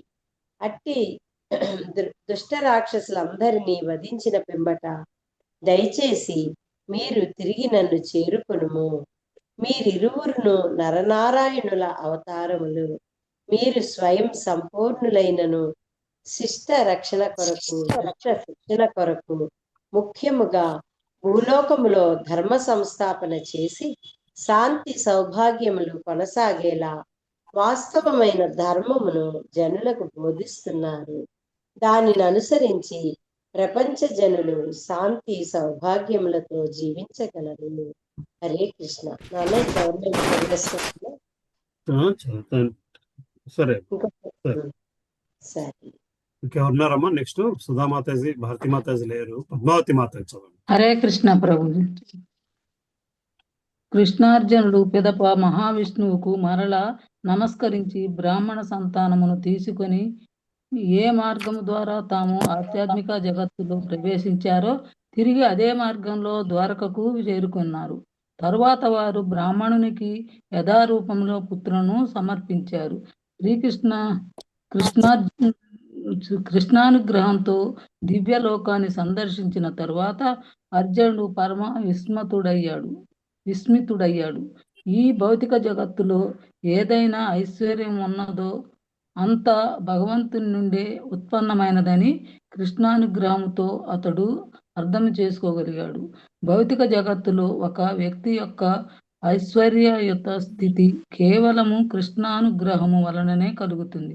కనుక ప్రతి ఒక్కడు కృష్ణుని ఎడ పూర్ణ కృతజ్ఞతా భావంతో సర్వదా కృష్ణ భక్తి భావనలో ఉండాలి. ఎందుకంటే అతనికి ఉన్నదంతా శ్రీకృష్ణుడు అనుగ్రహించినదే కదా. కృష్ణానుగ్రహముచే అర్జునునికి కలిగిన అద్భుతమైన అనుభవము భౌతిక జగత్తులో ఉన్నప్పుడు ఆ దేవదేవుడు చేసిన వేల కొలది లీలలో ఒకటి మాత్రమే. అవన్నీ కూడా అద్వితీయములు. ప్రపంచ చరిత్రలో వాటిని సమానమైనవి లేనేలేవు. ఈ లీలలన్నీ శ్రీకృష్ణుడు దేవాది దేవుడని నిరూపిస్తాయి. అయినా భౌతిక జగత్తులో ఉన్నప్పుడు అతడు అనేకమైన లౌకిక బాధ్యతలతో సాధారణ మానవునిలాగా పాత్ర పోషణ చేశాడు. 16,000 మంది భార్యలను, 16,000 మంది రాణులను, 1,60,000 మంది సంతానాన్ని కలిగిన వాడై అతడు ఆదర్శనీయమైన గృహస్థునిగా వర్తించాడు. మానవ సంక్షేమానికై భౌతిక జగత్తులో ఏ విధంగా జీవించాలో క్షత్రియులకు బోధించడానికి అతడు ఆ పాత్రను పలు యజ్ఞాలను నిర్వహించాడు. మానవ సంఘంలో అత్యున్నతమైన బ్రాహ్మణులు మొదలుకొని శూద్రుల వరకు సకల జీవులకు దేవాది దేవునిగా అతడు సకల కోరికలను ఈడేర్చాడు. కాలక్రమంలో ఎల్లరి సంతుష్టి కొరకు ఇంద్రుడు ప్రపంచమంతటా వర్షాన్ని కురిపించినట్లుగా శ్రీకృష్ణుడు తన నిర్హేతుక కరుణను కురిపించి ఎల్లరను సంతుష్టులను చేశాడు. భక్తులను రక్షించి దానవరాజులను వధించడమే అతని కార్యం. అందుకే శ్రీకృష్ణుడు వేల కొలది దానవులను వధించాడు. వారిలో కొందరిని అతడు స్వయంగా వధించాడు. కొందరు శ్రీకృష్ణునిచే వినియోగించబడిన అర్జునునిచే నిహతులయ్యారు. ఈ రకంగా అతడు ధర్మరాజు వంటి పుణ్య పాలకులకు ప్రపంచ వ్యవహారాల కొరకు నియమించాడు. ఈ రకంగా తన దివ్యమైన ఏర్పాటుచే అతడు ధర్మరాజు యొక్క ఉత్తమ రాజ్యపాలనను నెలకొల్పగా సుఖశాంతులు నెలకొని ఉన్నారు. శ్రీకృష్ణుని పరమోత్కృష్టమైన శక్తి అనే దశమ స్కందములోని 89వ అధ్యాయమున భక్తి వేదాంత భాష్యము సమాప్తము. Hare Krishna. Hare Krishna. Thank you. Next చాప్టర్కి వెళ్దామా? విజయమాతాజీ స్టార్ట్ చేస్తారా? హరే కృష్ణ ప్రభుజీ, దండార్థం. 90వ చాప్టర్ శ్రీకృష్ణ భగవాను లీల సంక్షిప్త వర్ణన. స్వయముగా శ్రీకృష్ణునితో కలిసి ఆధ్యాత్మిక జగత్తును దర్శించిన పిమ్మట అర్జునుడు మిక్కిలి ఆశ్చర్యమునకు గురి అయ్యను. అర్జునుడు తాను ఒక సామాన్య మానవుడే అయినను శ్రీకృష్ణ భగవానుని కృపచేత ఆధ్యాత్మిక జగత్తును సందర్శింపగలిగితునని భావింపసాగాను. కేవలము ఆధ్యాత్మిక సామ్రాజ్యమును సందర్శించటం మాత్రమే కాదు, ఈ భౌతిక జగత్తు సృష్టికి కారణభూతుడైన ఆది మహావిష్ణువును తాను స్వయంగా దర్శించగలిగాను. శ్రీకృష్ణుడు ఎన్నడను బృందావనంను విడిచి వెళ్ళడని చెబుతుందరు. బృందావనం పరిత్యజ్య పాదమేకం న గచ్చతి. మధురలో శ్రీకృష్ణుడు పూర్ణ పురుషుడు, ద్వారకలో పూర్ణతర పురుషుడు, ఇక బృందావనంలో పూర్ణతమ పురుషుడు. ద్వారకలో శ్రీకృష్ణుడి లీలలు వాసుదేవ అంశము చేత హరే కృష్ణ వాసుదేవ అంశం చేత ప్రదర్శించబడినవి. అయినను మధురలోను ద్వారకలోను ప్రదర్శితములైన వాసుదేవ అంశములలో మరియు బృందావనంలోని స్వయం స్వరూపుడైనట్టి శ్రీకృష్ణునకు నడుమ ఎట్టి భేదము లేదు. ఈ గ్రంథారంభములో శ్రీకృష్ణుడు అవతరించినప్పుడు అతని అవతారములన్నీ స్వాంశాంశ విస్తరణలు అతనితో కలిసి ఎట్లు వచ్చునో మనం ఇదివరకే చర్చించుతుమి. కనుక అతడి లీలలలోని కొన్ని స్వయంగా శ్రీకృష్ణుని చేత కాకుండా అతని విస్తరణలలోని అంశముల చేత కూడా ప్రదర్శించబడినవి. శ్రీకృష్ణుడు ఆధ్యాత్మిక జగత్తులో కారణార్ణవ సాయి అయిన విష్ణువును దర్శించుటకు ఎట్టు వెళ్ళగలిగిన అని అర్జునుడు ఆశ్చర్యపడను. ఈ అంశము శ్రీల విశ్వనాథ చక్రవర్తి ఠాకూర్ రచించిన భాష్యంలో సమగ్రముగా చర్చించబడినది. మహావిష్ణువు ప్రసంగం నుండి అతడు శ్రీకృష్ణుని రాక కొరకై ఎట్లు ఆరాటంతో ఎదురు చూస్తుండేనో అర్థమయ్యను. మహావిష్ణువు బ్రాహ్మణుని పుత్రులను కొనిపోయినచో అతడు నిశ్చయంగా ద్వారకను దర్శించి ఉండవచ్చును. ఇట్లు దర్శించినచో అతడు శ్రీకృష్ణుని అక్కడ ఎందుకు దర్శించుకొనలేకపోయాను? దీనికి ఒక సమాధానం ఏమనగా, ఆధ్యాత్మిక జగత్తులోని కారణ సముద్రముపై శయించినట్టి మహావిష్ణువైనను శ్రీకృష్ణుని అనుమతి లభించనిదే అతడిని సందర్శించలేరని అర్థము. అట్లు మహావిష్ణువు బ్రాహ్మణుని పుత్రులను ఒకరి తర్వాత ఒకరిని కొనిపోయినచో వారిని విడిపించుటకు శ్రీకృష్ణుడు స్వయంగా కారణోదక సముద్రంకు వచ్చినప్పుడు మహావిష్ణువు అతడిని అక్కడ దర్శించుకోగలిగాను. ఇక్కడ ఒక ప్రశ్న ఇలా తలెత్తవచ్చును. శ్రీకృష్ణుని తాను దర్శింపలేకపోయినప్పుడు మహావిష్ణువు స్వయముగా ద్వారకకు ఎందుకు వెళ్ళెను? బ్రాహ్మణుని పుత్రులను కొనివచ్చుటకు తన సహచరులను ఎవరినైనాను మహావిష్ణువు పంపవచ్చును కదా. హరే కృష్ణ. దీనికి సమాధానము శ్రీకృష్ణుని సమక్షంలో ద్వారకా నగరములోని ఏ పౌరులకైనాను ఇబ్బంది కలిగించుట అంత సులభం కాదు. అంతేకాకుండా బ్రాహ్మణుని పుత్రులను కొనివచ్చుట మహావిష్ణువు సహచరులు ఎవరికి సాధ్యపడదు. కనుక వారిని తీసుకెళ్లుటకు స్వయముగా అతడు ద్వారకకు దిగి వచ్చెను. ఈ సందర్భంలో హరే కృష్ణ. హరే కృష్ణ ప్రభుజీ, దండాత్ ప్రణామం. నేను బుక్ లో చదువుతాను ప్రభుజీ. ఇక్కడ ఇంకొక ప్రశ్న కూడా తలెత్తుతుంది. అదేమిటంటే, భగవంతుడు బ్రాహ్మణ్య దేవుడని, అంటే బ్రాహ్మణులకు ఆరాధ్య దైవమని తెలియబడినాడు. అయితే ఒకరి తర్వాత ఒకరిగా 10వ పుత్రుని వరకు బ్రాహ్మణునికి తీవ్రమైన శోకాన్ని అతడు ఎందులకు కలిగించాడు? మహావిష్ణువు శ్రీకృష్ణుని దర్శనానికై ఎంత ఆతృత పడినాడంటే, ఒక బ్రాహ్మణునికి కష్టాన్ని కలిగించడానికైనా అతడు సంశయించలేదనడం దీనికి సమాధానం అవుతుంది. బ్రాహ్మణునికి కష్టం కలిగించడము నిషిద్ధ కార్యమే అయినా శ్రీకృష్ణుణ్ణి చూడడం కొరకు మహావిష్ణువు ఏది చేయడానికైనా సంసిద్ధుడయ్యాడు. కృష్ణ దర్శనానికి అతడు ఎంతో ఆరాటపడ్డాడు. ప్రతి పుత్రుని కోల్పోయినప్పుడు బ్రాహ్మణుడు ప్రాసాద ద్వారం చెంతకు వెళ్లి బ్రాహ్మణులకు రక్షణ కల్పించలేకపోయినందుకు రాజ్యసింహాసనానికి అనర్హుడంటూ రాజును నిందించేవాడు. క్షత్రియులను శ్రీకృష్ణుని బ్రాహ్మణుడు నిందించడం మహావిష్ణువు ఉపాయమే. అప్పుడు బ్రాహ్మణుని పుత్రులను తీసుకొని పోవడానికి శ్రీకృష్ణుడు అతని దగ్గరకు వెళ్ళవలసియే వస్తుంది.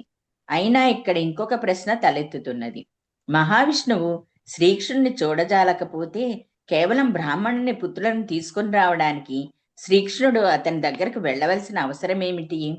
శ్రీకృష్ణుడు మహావిష్ణువు దగ్గరకు వెళ్ళినది బ్రాహ్మణ పుత్రులను తీసుకొని రావడానికి కాక అర్జునుని కొరకే అనడము దీనికి సమాధానం అవుతుంది. అర్జునునితో అతని స్నేహం ఎంతో సన్నిహితమైనది. అర్జునుడు అగ్నిలో ప్రవేశించబోయినప్పుడు ఆ దేవదేవుడు అతన్ని రక్షించగోరాడు. అయినా బ్రాహ్మణ పుత్రులను వెనుకకు తీసుకొని రానిదే అర్జునుడు అగ్ని ప్రవేశాన్ని మానేవాడు కాదు. అందుకే శ్రీకృష్ణుడు అతనితో బ్రాహ్మణుని పుత్రులను నేను తీసుకొని వస్తాను, నీవు ఆత్మహత్యకు పాల్పడవద్దు అని అన్నాడు. బ్రాహ్మణ పుత్రులను తీసుకొని రావడానికే శ్రీకృష్ణుడు విష్ణువు దగ్గరకు వెళ్ళి ఉంటే 10వ పుత్రుడు హరింపబడేంత వరకు అతడు వేచి ఉండవలసిన అవసరం ఏమిటి? కానీ మహావిష్ణువు బ్రాహ్మణుని 10వ పుత్రుని తీసుకొని పోయినప్పుడు ప్రతిజ్ఞాభంగం అయినందున అర్జునుడు అగ్ని ప్రవేశానికి సన్నద్ధుడయ్యాడు. ఆ గంభీర పరిస్థితి కారణంగానే శ్రీకృష్ణుడు అర్జునునితో కలిసి మహావిష్ణువును చూసేందుకు వెళ్ళడానికి నిశ్చయించుకున్నాడు. అర్జునుడు నరనారాయణుని అవతారము. ఒక్కొక్కప్పుడు అతడు నరనారాయణుడని కూడా పిలువబడతాడు. నరనారాయణ అవతారము విష్ణు అవతారముల్లో ఒకటి కనుక కృష్ణార్జునులు మహావిష్ణువుని చూడడానికి వెళ్ళినప్పుడు అర్జునుడు నరనారాయణునిగా అక్కడికి వెళ్ళాడని అర్థం చేసుకోవాలి. అర్జునుడు నరనారాయణునిగా అక్కడికి వెళ్ళాడని అర్థం చేసుకోవాలి. శ్రీకృష్ణుడు ద్వారకాలీలను ప్రదర్శించినప్పుడు వాసుదేవుని స్థాయిలో వర్తించడం అటువంటిదే. చదవన ప్రభుజీ ఇంకోబేరా? హరే కృష్ణ. Thank you Prabhuji. ఒక్క నిమిషం ప్రభు. కుసుమమాత ఉన్నారమ్మా? ఉన్నాను ప్రభుజీ. చదవండి చదువుతాను. అటువంటిదే అంటే ఇక్కడ ఎక్కడ లేదు. ఇదమ్మా ఆధ్యాత్మిక జగత్తు దర్శించిన. ఓకే ప్రభుజీ. హరే కృష్ణ. వాసుదేవుని స్వరూపం ప్రదర్శించిన ఇక్కడ వేరుగా ఉంది. ఆధ్యాత్మిక జగత్తును దర్శించిన పిమ్మట ఈ భౌతిక మరియు ఆధ్యాత్మిక జగత్తులలో ఎవరికి ఎట్టి ఐశ్వర్యము సిద్ధించినను అది శ్రీకృష్ణుని అనుగ్రహము అను నిర్ణయముకు అర్జునుడు వచ్చెను. శ్రీకృష్ణుడు వివిధ విష్ణుతత్వములు గాను జీవతత్వములు గాను గోచరించును. అనగా స్వాంస విభిన్నాంశలుగా అతడు దర్శనమిచ్చును. విష్ణుతత్వమును స్వాంస అని, జీవతత్వమును విభిన్నాంశ అని అందరు. తన వివిధ దివ్యలీలతో తన ఇష్టానుసారము స్వాంసగా గాని విభిన్నాంశగా గాని అతడు ప్రకటమగును. అయినను అతడు దేవాది దేవునిగానే నిలిచి ఉండెను. శ్రీకృష్ణుని అంత్యలీలలు శ్రీమద్ భాగవతపు 10వ స్కందములోని 90వ అధ్యాయంలో వర్ణింపబడినవి. ఈ అధ్యాయంలో శ్రీకృష్ణుడు తన సకల ఐశ్వర్యములతో ద్వారక ఎట్లు కాలము గడిపినది సుఖదేవ గోస్వామి వివరింపదలిచెను. బల రూపముగా శ్రీకృష్ణుని ఐశ్వర్యము ఇదివరకే వివిధ లీలలలో వర్ణింపబడినది. ఇప్పుడు అతని ధన సౌందర్య రూపములైన ఐశ్వర్యములు ద్వారకాపురిలో ఎట్లు ప్రకటించబడినో వర్ణించును. ఆధ్యాత్మిక జగత్తుకు విపరీత ప్రతిబింబమైన భౌతిక జగత్తులో ధన సౌందర్య రూపములైన ఐశ్వర్యములే గొప్ప ఐశ్వర్యములుగా ఈ జగత్తులో పరిగణింపబడిన కనుక దేవాది దేవునిగా శ్రీకృష్ణుడు భూలోకంలో అవతరించినప్పుడు అతడు ధన సౌందర్య రూపములైన ఐశ్వర్యములకు త్రిలోకములలో సాటి లేకుండెను. శ్రీకృష్ణుడు 16,108 మంది సౌందర్యవతులైన భార్యలతో సంసార సుఖము అనుభవించెను. ద్వారకలో ఈ వేల కొలది సౌందర్యవతులకు అతడు ఏకైక భర్తగా ఉండుట అత్యద్భుతమైన విషయము. 16,108 మంది భార్యలకు ఏకైక పతి అని ప్రత్యేకించి అతడు వర్ణించబడిన. ప్రపంచ చరిత్రలో కొన్ని వందల వేల కొలది రాణులను పోషించిన మహారాజుల గురించి విని ఉండవచ్చును. కానీ ఏకకాలంలో వారందరితోనూ సంసారము చేయుటకు ఏ రాజును నోచుకొనలేదు. శ్రీకృష్ణుడు మాత్రము ఏకకాలంలో తన 16,108 మంది భార్యలతో సంసారము చేసెను. యోగులు కూడా వారి దేహాలను వివిధ రూపములుగా విస్తరించినట్లుగా చెబుతుందరు. అయినను శ్రీకృష్ణుని విస్తరణ యోగుల విస్తరణ విధానములో భేదములు ఉండును. కనుకనే శ్రీకృష్ణుని యోగేశ్వరుడు, యోగుల్లోకెల్లా మహాయోగి అందరు. వైదిక సారస్వతములో సౌబరి ముని అను ఒక యోగి 8 దేహాలను ఏకకాలంలో ధరించినట్లుగా నిదర్శనము కలదు. కానీ అది టెలివిజన్ విస్తరణము వంటిది. టెలివిజన్ లో ఒకే దృశ్యమును లక్షల ప్రతులను చూపినను అవన్నీ వివిధ రకాలుగా ప్రవర్తించలేవు. అవి కేవలము మూలముకు ప్రతిరూపములు మాత్రమే. అన్ని విధములుగా అవి మౌల దృశ్యమును పోలి ఉండును. శ్రీకృష్ణుని విస్తరణము టెలివిజన్ విస్తరణం వల్లే, యోగి విస్తరణం వల్లే భౌతికమైనది కాదు. నారదుడు వివిధ ప్రాసాదములలో శ్రీకృష్ణుని దర్శించినప్పుడు అతనికి శ్రీకృష్ణుడు తన వివిధ విస్తరణలో వివిధ రకములుగా వివిధ రాణులతో వారి ప్రాసాదంలో కనిపించను. అంతేకాకుండా హరే కృష్ణ ప్రభుజీ. Thank you Prabhuji. దాన్ని నెక్స్ట్ ఎవరున్నారమ్మా? కళామాతాజీ చదవండి ప్రభు. ఏకాంబరేశ్వర ప్రభు చదవండి. ప్రభు చదవండి ప్రభు. మరియు కృష్ణుడు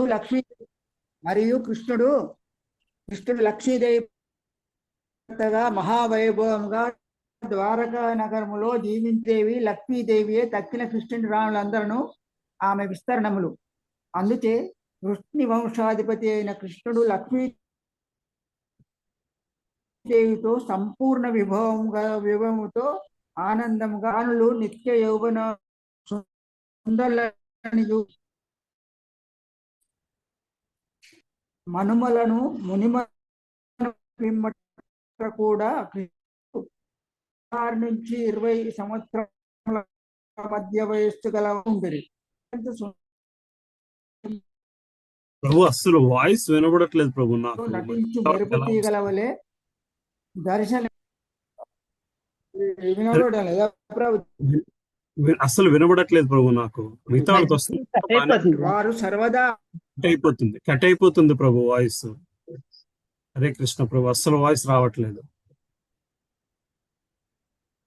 హరే కృష్ణ ప్రభు. ఒక్క నిమిషం ఆగండి ప్రభు. ఇంకెవరిని ఉన్నారేమో చదివి తర్వాత మళ్ళీ చదువుదురు, మళ్ళీ ప్రయత్నిద్దాం. హరే కృష్ణ ప్రభు. చదవండి అమ్మ లలిత మాత. ప్రభుజీ ఎక్కడి నుంచి ప్రభుజీ? అంతేకాకుండానా? అక్కడి నుంచే చదవండి. అంతేకాకుండా శ్రీకృష్ణుడు లక్ష్మీదేవి పతిక ద్వారకలో నివసించినట్లు చెబుతుందరు. రుక్మిణీదేవి లక్ష్మీదేవియే. తక్కిన శ్రీకృష్ణుడి రాణులందరూ ఆమె అంశ రూపములే. కనుక వృష్ణివంశాధిపతి అయిన శ్రీకృష్ణుడు లక్ష్మీదేవితో సంపూర్ణ వైభవముతో ఆనందముగా నివసించను. శ్రీకృష్ణుని రాణులు నిత్య యవ్వనులు, సౌందర్యవతులుగా వర్ణించబడివి. మునిమనుమలను కలిగిన పిమ్మట కూడా శ్రీకృష్ణుడు మరియు అతని రాణులు 16-20 సంవత్సరాల వయస్సు గల వారిగానే ఉండివి. అతని రాణులు గొప్ప సౌందర్యవతులు. వారు ఆకాశంలో కనిపించు మెరుపుతీగల వలె తిరుగాడుతుందురు. వారెల్లప్పుడూ అమూల్యములైన ఆభరణములను వస్త్రములను ధరించి నిరంతరము నృత్యము, గానము, మేడలపై బంతి ఆటలాడుతూ వినోదిస్తుందురు. నేటి యువతలో నాట్యములను, బంతుల ఆటలను ఈ భౌతిక జగత్తులో దేవాది దేవుడైన శ్రీకృష్ణుని క్రీడలకు ప్రతిబింబములుగా గ్రహించవలెను. ద్వారకా నగరములోని వీధులన్నీ ఎల్లప్పుడూ గజములు, అశ్వములు, రథములు, సైన్యములు వంటి వానితో నిండి ఉండెను. గజదళము పనిచేస్తున్నప్పుడు వాటికి మద్యమును త్రాగిస్తుందురు. అవి వాటికి కావలసినంతగా తాగి ఆ మద్యమును వీధులలో విరజిమ్ముతూ మదించిన స్థితిలో వీధుల గుండా నడిచి వెడుతుండేవి. ద్వారకాపుర వీధులలో తిరుగు పదాతి సైనికుల బంగారు ఆభరణములతో అలంకరించబడి ఉండేవి. అలంకరించబడిన అశ్వములు మరియు బంగారు రథములు వీధులలో కనువిందు చేస్తుండెను. ద్వారకా నగరములు ఎక్కడ చూచినను అక్కడ పచ్చని ఉద్యానవనములు దర్శనమిచ్చును. ఆ వనములలో వృక్షములు ఫలపుష్ప భరితములై ఉండేటివి. ఈ వృక్షములను ఆశ్రయించిన పక్షులు మరియు మధుర ఝుంకారములు చేయు తుమ్మెదలు కూడా తమ గానములతో వీణుల విందు చేసేవి. ఆ విధముగా ద్వారకా నగరము సమస్త ఐశ్వర్యములకు నిలయముగా ఉండెను. అక్కడి యదువంశ వీరులు ద్వారకా నగర వాసులగుట తమ పుణ్యఫలము అని భావించిరి. వాస్తవమునకు వారు సమస్త ఆధ్యాత్మిక సుఖముల అనుభవించిరి. చదువునా ప్రభు శ్రీకృష్ణుని రాణులు నివసించు 16,108 అందమైన ప్రాసాదములు కూడా ద్వారకా నగర శోభను ఇనుమడింప చేస్తుండెను. పరమ భోక్త అయిన శ్రీకృష్ణ భగవానుడు 16,108 రూపాలుగా విస్తరించి ఆ రాణులతో వివిధ రకాల ప్రాసాదములలో సంసార సుఖములను అనుభవిస్తుండేది.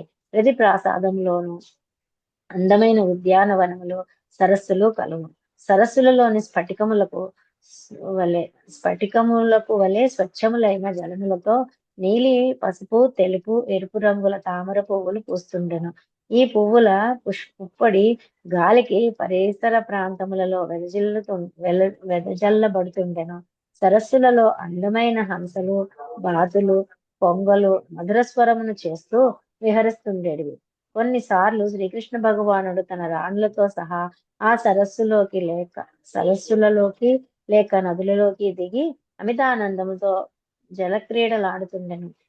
ఆ క్రీడలలో కొన్నిసార్లు భాగ్యదేవతకు అపర అవతారములైన ఆ రాణులు ఆ నీటి మధ్యములోనో లేక జలకములాడినప్పుడో భగవానుని ఆలింగనము చేసుకొనుట చేత వారి వక్షోజములపై గల కుంకుమ భగవానుని వక్షస్థలమునకు ఎర్రగా అంటుతుండెను. హరే కృష్ణ ప్రభుజీ. ఎవరున్నారమ్మా చదవలసిన వాళ్ళు? హరే కృష్ణ ప్రభుజీ. నేనున్నాను ప్రభుజీ. చదువుతారమ్మా సుజాత మాతాజీ. హరే కృష్ణ ప్రభుజీ.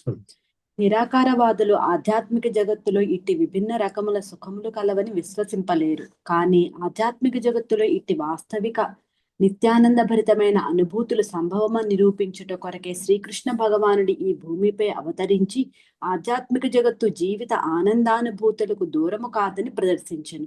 భౌతిక ఆధ్యాత్మిక జగత్తులలోని ఇట్టి అనుభూతులకు నడుమగల భేదమేమనగా ఆధ్యాత్మిక జగత్తులో ఇవి నిత్యములు, భౌతిక జగత్తులో అవి కేవలము భౌతికములు. ఆధ్యాత్మిక అనుభూతులకు అవి వికృతి ప్రతిబింబములు. శ్రీకృష్ణ భగవానుడు అట్లు వినోదించే సమయములో గంధర్వులు, ఇతర దివ్య గాయకులు మృదంగములు, భేరీలు, తంత్రీ వాద్యములు, కొమ్ము బోరలు వంటి వాద్యములను మ్రోగిస్తూ మధురముగా భగవాన్ని కీర్తిస్తూ ఆనందభరితమైన మహోత్సవ వాతావరణమును కల్పించెడివారు. ఉత్సవ సహజమైన ఉత్సాహముతో రాణులు కొన్నిసార్లు భగవానునిపై పిచికారీలతో వసంతమును చల్లుతుందురు. భగవానుడు కూడా అట్లే రాణులపై వసంతమును చల్లుతుండును. శ్రీకృష్ణుడు మరియు అతని రాణులు అట్టి దివ్య లీలలతో వినోదించు సమయములో యక్షేశ్వరుడు తన వివిధ రాణులతో కలిసి క్రీడించున్నట్లుగా తోచును. యక్షరాజును కుబేరుడని కూడా అందురు. స్వర్గరాజ్యములో అతడు ధనాగారధిపతి.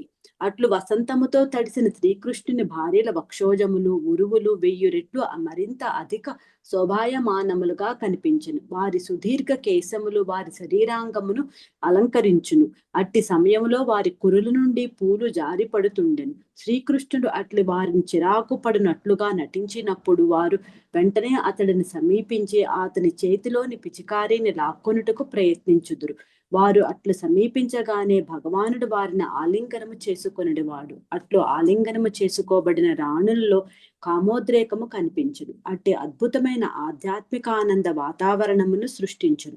భగవానుని మెడలోని వైజయంతి మాల రాణుల వక్షోజములను తాకినప్పుడు వారి దేహములు ఎర్రని పసుపు వన్నె కాంతితో ప్రకాశించును. అట్టి దివ్యలీలలో నిమగ్నులైన రాణులు తమను తాము పూర్తిగా మైమరిచిపోతుందురు. విడివడిన వారి కేశములు అందమైన నదీ తరంగముల వలె కనిపించును. శ్రీకృష్ణుడు మరియు రాణులు కూడా అట్లు ఒకరిపైనొకరు వసంతము చల్లుకుని క్రీడలో నిమగ్నులైనప్పుడు ఒక మదించిన ఏనుగు పలు ఆడ ఏనుగులతో కలిసి సరస్సులో క్రీడించినట్లుగా కనిపించును. అట్లు దివ్య హరే కృష్ణ. ఓకే ప్రభుజీ.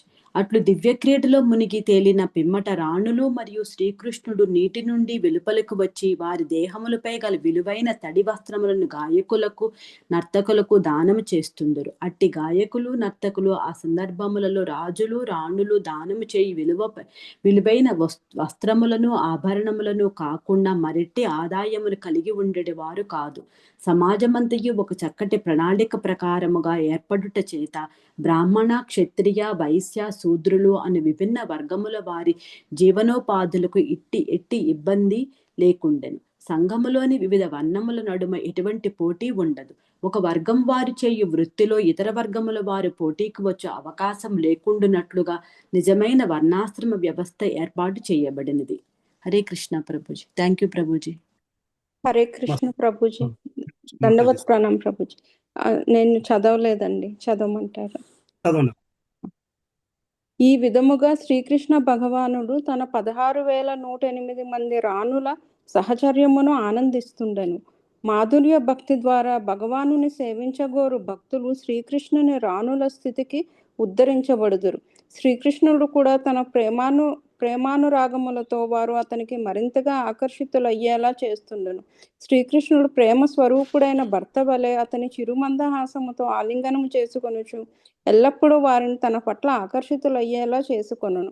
జీవితములో సాధింపగలిగిన పరిపూర్ణ స్థితి అదే. ఎవరైనా నిరంతరము శ్రీకృష్ణుని పట్ల అనురాగమును కలిగి ఉన్నచో వారు ముక్తులైరని గ్రహింపవలెను. వారి జీవితములు పరిపూర్ణములు అని భావింపవలెను. ఏ భక్తుడైనా శ్రీకృష్ణుడిని హృదయపూర్వకముగా ప్రేమించినచో అతడు తనకు దూరము కాకుండానట్లుగా శ్రీకృష్ణుడు అతడిని ప్రేమించును. శ్రీకృష్ణునకు మరియు అతని భక్తులకు నడుమ కొనసాగు ప్రేమపూర్వకమైన పారస్పరిక లీలల చేత భక్తులు శ్రీకృష్ణుని తప్ప మరి దేనిని స్మరించలేనంతగా వారిని అవి ఆకర్షించును. శ్రీకృష్ణుని రాణులకందరికీ శ్రీకృష్ణుడే ఆరాధ్య దైవము. వారు నిరంతరము కృష్ణ స్మరణలో నిమగ్నులై ఉందురు. శ్రీకృష్ణుని కమల నేత్రములు సుందర మేఘవర్ణము వంటి దేహము గల దేవాది దేవుడిని వారెల్లప్పుడూ స్మరిస్తుందురు. శ్రీకృష్ణుడిని స్మరిస్తూ కొన్నిసార్లు వారు మౌనముగా స్తంభించుకుపోతుందురు. మరొకప్పుడు అనుభావముల పారవస్యముతో వెర్రివారి వలె ప్రేలాపిస్తుందురు. కొన్నిసార్లు శ్రీకృష్ణుని సమక్షములోనే తాము అతనితో ఒక సరోవరములోనూ నదిలోనూ అనుభవించిన జలక్రీడల ఆనందమును వర్ణిస్తుందురు. ఆ విధమైన వర్ణనలు ఇక్కడ వివరించబడెను. ఒక రాణి ఇట్లు సంభాషిస్తుండెను. ఓ నా ప్రియమైన కురరీ పక్షి, ఇప్పుడు రాత్రి చాలా ప్రొద్దుపోయెను. అందరూ నిద్రిస్తుందురు. లోకమంతయు నిశ్శబ్దముగా ప్రశాంతముగా కలదు. ఈ సమయములో దేవాది దేవుడు కూడా నిద్రిస్తుండెను. అయినను అతనిలోని చైతన్యము ఎప్పుడూ ఒకలాగే ఉండును. కానీ నీవు ఎందుకు నిద్రించలేకుంటివి? ప్రియా, మా వలనే నీవు కూడా ఆ దేవాది దేవుని కమల నేత్రములకు మందహాసముకు మధుర వాక్కులకు ఆకర్షించబడలేదు కదా? భగవానుని చేతలు నా హృదయమును కలిచివేయునట్లే నీ హృదయమును కలిచివేయుట లేదు కదా? ఓసి చక్రవాకి, ఎందుకు నీ కనులను మూసుకొంటివే? విదేశములకు వెళ్ళిన నీ ప్రియుని కొరకు అన్వేషిస్తుంటివా? ఎందుకు అంతగా విలపిస్తుంటివి? అయ్యో, నీవు మిక్కిలి దుఃఖితమైనట్లు కనిపిస్తుంటివి. లేనిచో నీకు కూడా ఆ దేవాది దేవుని నిరంతర సేవ పట్ల ఆసక్తి ఏర్పడినదా ఏమిటి? నీవు కూడా పూమాలను భగవానుని పాదార విందములకు అర్పించి దానిని తలలో తురుముకోవలననే ఆశిస్తున్నట్లుగా మాకు అనిపిస్తున్నది. ఆపమంటారు ప్రభు. చదువు. ఓ ప్రియ సముద్రమా, ఎందుకు రేయింబవళ్ళు అట్లు ఘోషిస్తుంటివి? ఎందుకు నీవు నిద్రించుటలేదు? నీకు నిద్ర పట్టని జబ్బు ఏదో వచ్చినట్లు ఉన్నది. లేక మేము చెబుతున్నది వాస్తవమైనచో మా ప్రియమైన శ్యామసుందరుడు నీకు సహజ ధర్మములైన గాంభీర్యమును ఓరిమిని అతి నేర్పుగా నీ నుండి అపహరించినట్లుగా నాకు తోస్తుండెను. కనుకనే మా వలనే నీవును నిద్ర పట్టని జబ్బుతో బాధపడుతుంటివి. అవునా, ఈ వ్యాధికి మందు లేదని మేము ఒప్పుకుందుము. ప్రియమైన థ్యాంక్ యూ ప్రభు.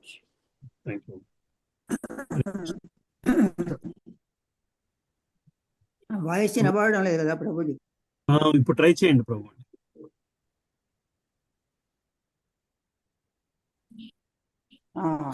చదువుతాను ప్రభుజీ. ట్రై చేయండి. ప్రియమైన చంద్రాది దేవత ప్రభుజీ. ట్రై చేయండి ప్రభు, చదవండి.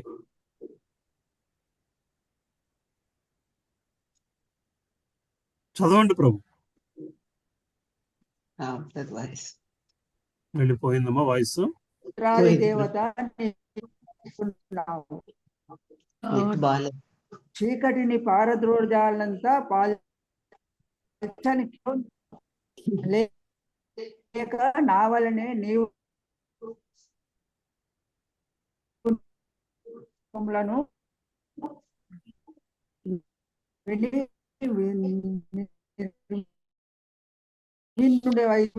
వాళ్ళని హిమాలయము పవనమా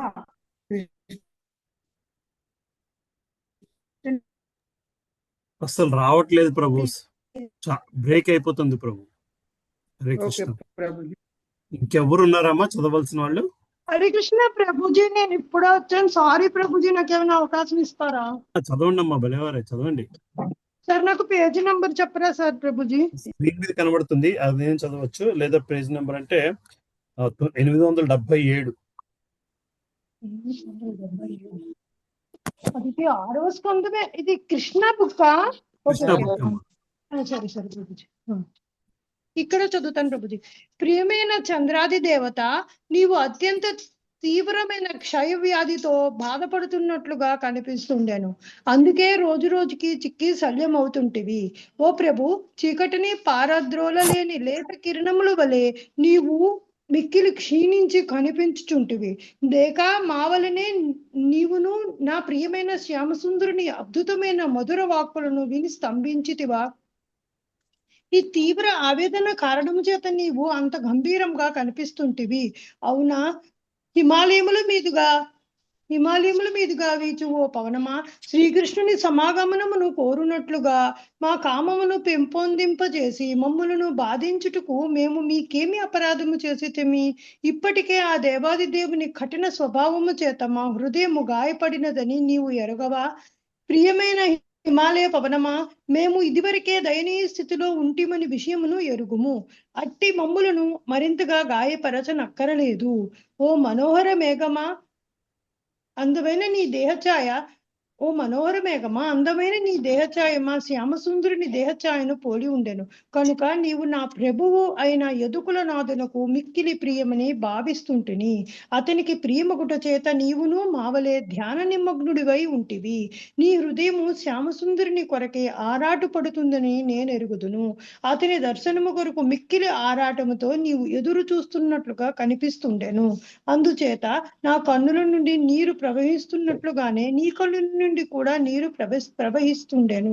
ఓ ప్రియమైన ఓ నల్లని మేఘమా, శ్యామసుందరునితో ఆంతరంగ అనుబంధమును ఏర్పరచుకొనుట అనగా అవసరము లేని ఆవేదనలను శ్యామసుందరునితో ఆంతరంగ అనుబంధమును ఏర్పరచుకొనుట అనగా అవసరము లేని ఆవేదనను కొని తెచ్చుకున్నట్లే.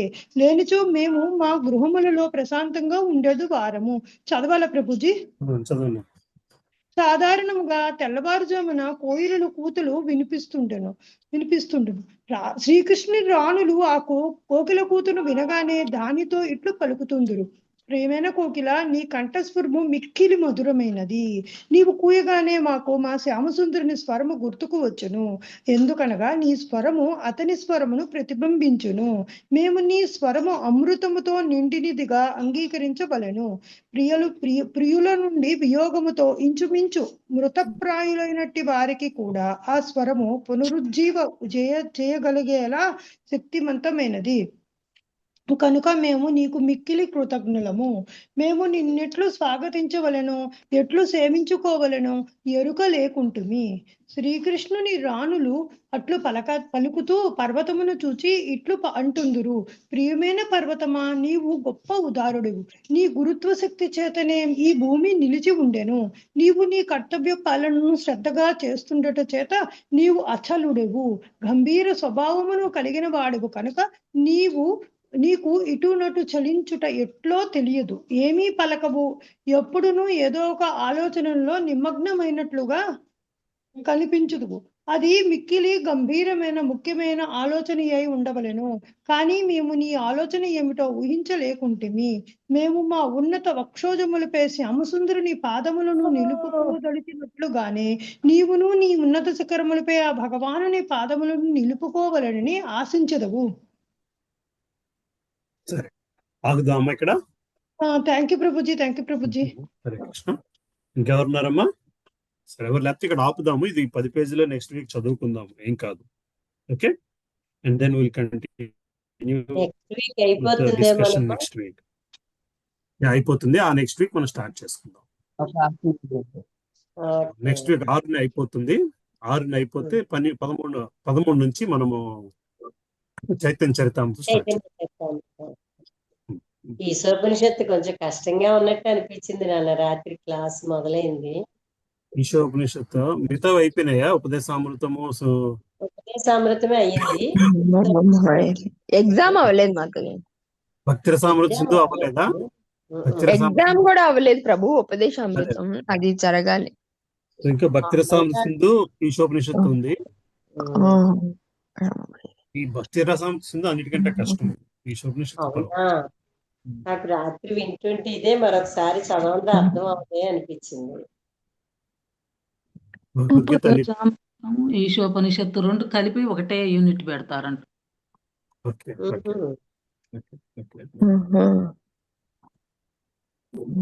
అయిపోతుంది కదా. చిన్న చిన్న పుస్తకాలు, ఇంకా భగవద్గీత పెద్దదిగా ఉండేది, అయిపోయింది. శ్లోకాలు ఉండే ఒక 18 శ్లోకాలు. ప్రభుజీ ఈశోపనిషత్తు ఉపదేశామృతం కలిపి ఎగ్జామ్ పెడతారా ప్రభుజీ? తెలీదమ్మా నాకు, మీకు ఎలా ప్యాటర్న్ ఇస్తున్నారో. ఓకే ప్రభుజీ.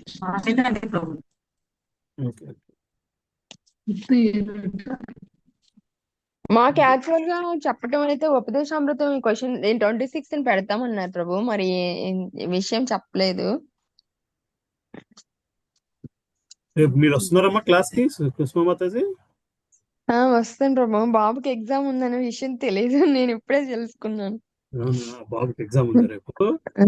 అవును ప్రభు. ఇంకా ఎగ్జామ్స్ అయిపోయి కదమ్మా, ఇంకా ఎగ్జామ్స్ ఉన్నాయి. 2 ఎగ్జామ్స్ ఉన్నాయి ప్రభు. ఓకే, సరేనమ్మా. ఓకే, నరసింహార్తి ఎవరు పాడుతున్నారు? నేను పాడినమ్మా. హరే కృష్ణ. నమస్తే నరసింహాయ ప్రహ్లాదదాయినే హిరణ్యాకాశీపూర్వక్షః శిలటంకాలకాలాయే ఇతో నరసింహో పరతో నరసింహో యత యత యామి తతో నరసింహో బహిర్నరసింహో హృదయే నరసింహో నరసింహమాదిం శరణం ప్రపద్యే తవ కర కమలవరే నాకా అద్భుత శృంగం లలిత హిరణ్యకశిపు తనుభృంగం కేశవద్రుత నరహరి రూప జయ జగదీశ హరే జయ జగదీశ హరే జయ జగదీశ హరే జయ నరసింహదేవ్ నరసింహదేవ్ నరసింహదేవ్ జయ నరసింహదేవ్ జయ ప్రహ్లాద్ మహారాజ్ ప్రహ్లాద్ మహారాజ్ प्रहलाद महाराज जय प्रहलाद महाराज जय जय प्रभुपाद प्रभुपाद प्रभुपाद जय जय प्रभुपाद जय जय गुरुदेव गुरुदेव गुरुदेव जय जय गुरुदेव नित्य गौर हरि बोल हरि बोल हरि बोल नित्य गौर हरि बोल। जय नरसिंह स्वामी की जय, जय प्रहलाद महाराज की जय, जय श्रील प्रभुपादुल वारी की जय, जय अनंत कोटि भक्त वैष्णव वृंद की जय। हरे कृष्ण हरे कृष्ण కృష్ణ కృష్ణ హరే హరే హరే రామ రామ రామ హరే హరే. హరే కృష్ణమ్మ ఇక్కడ ఆపుతున్నాను. సరే మళ్ళీ మనం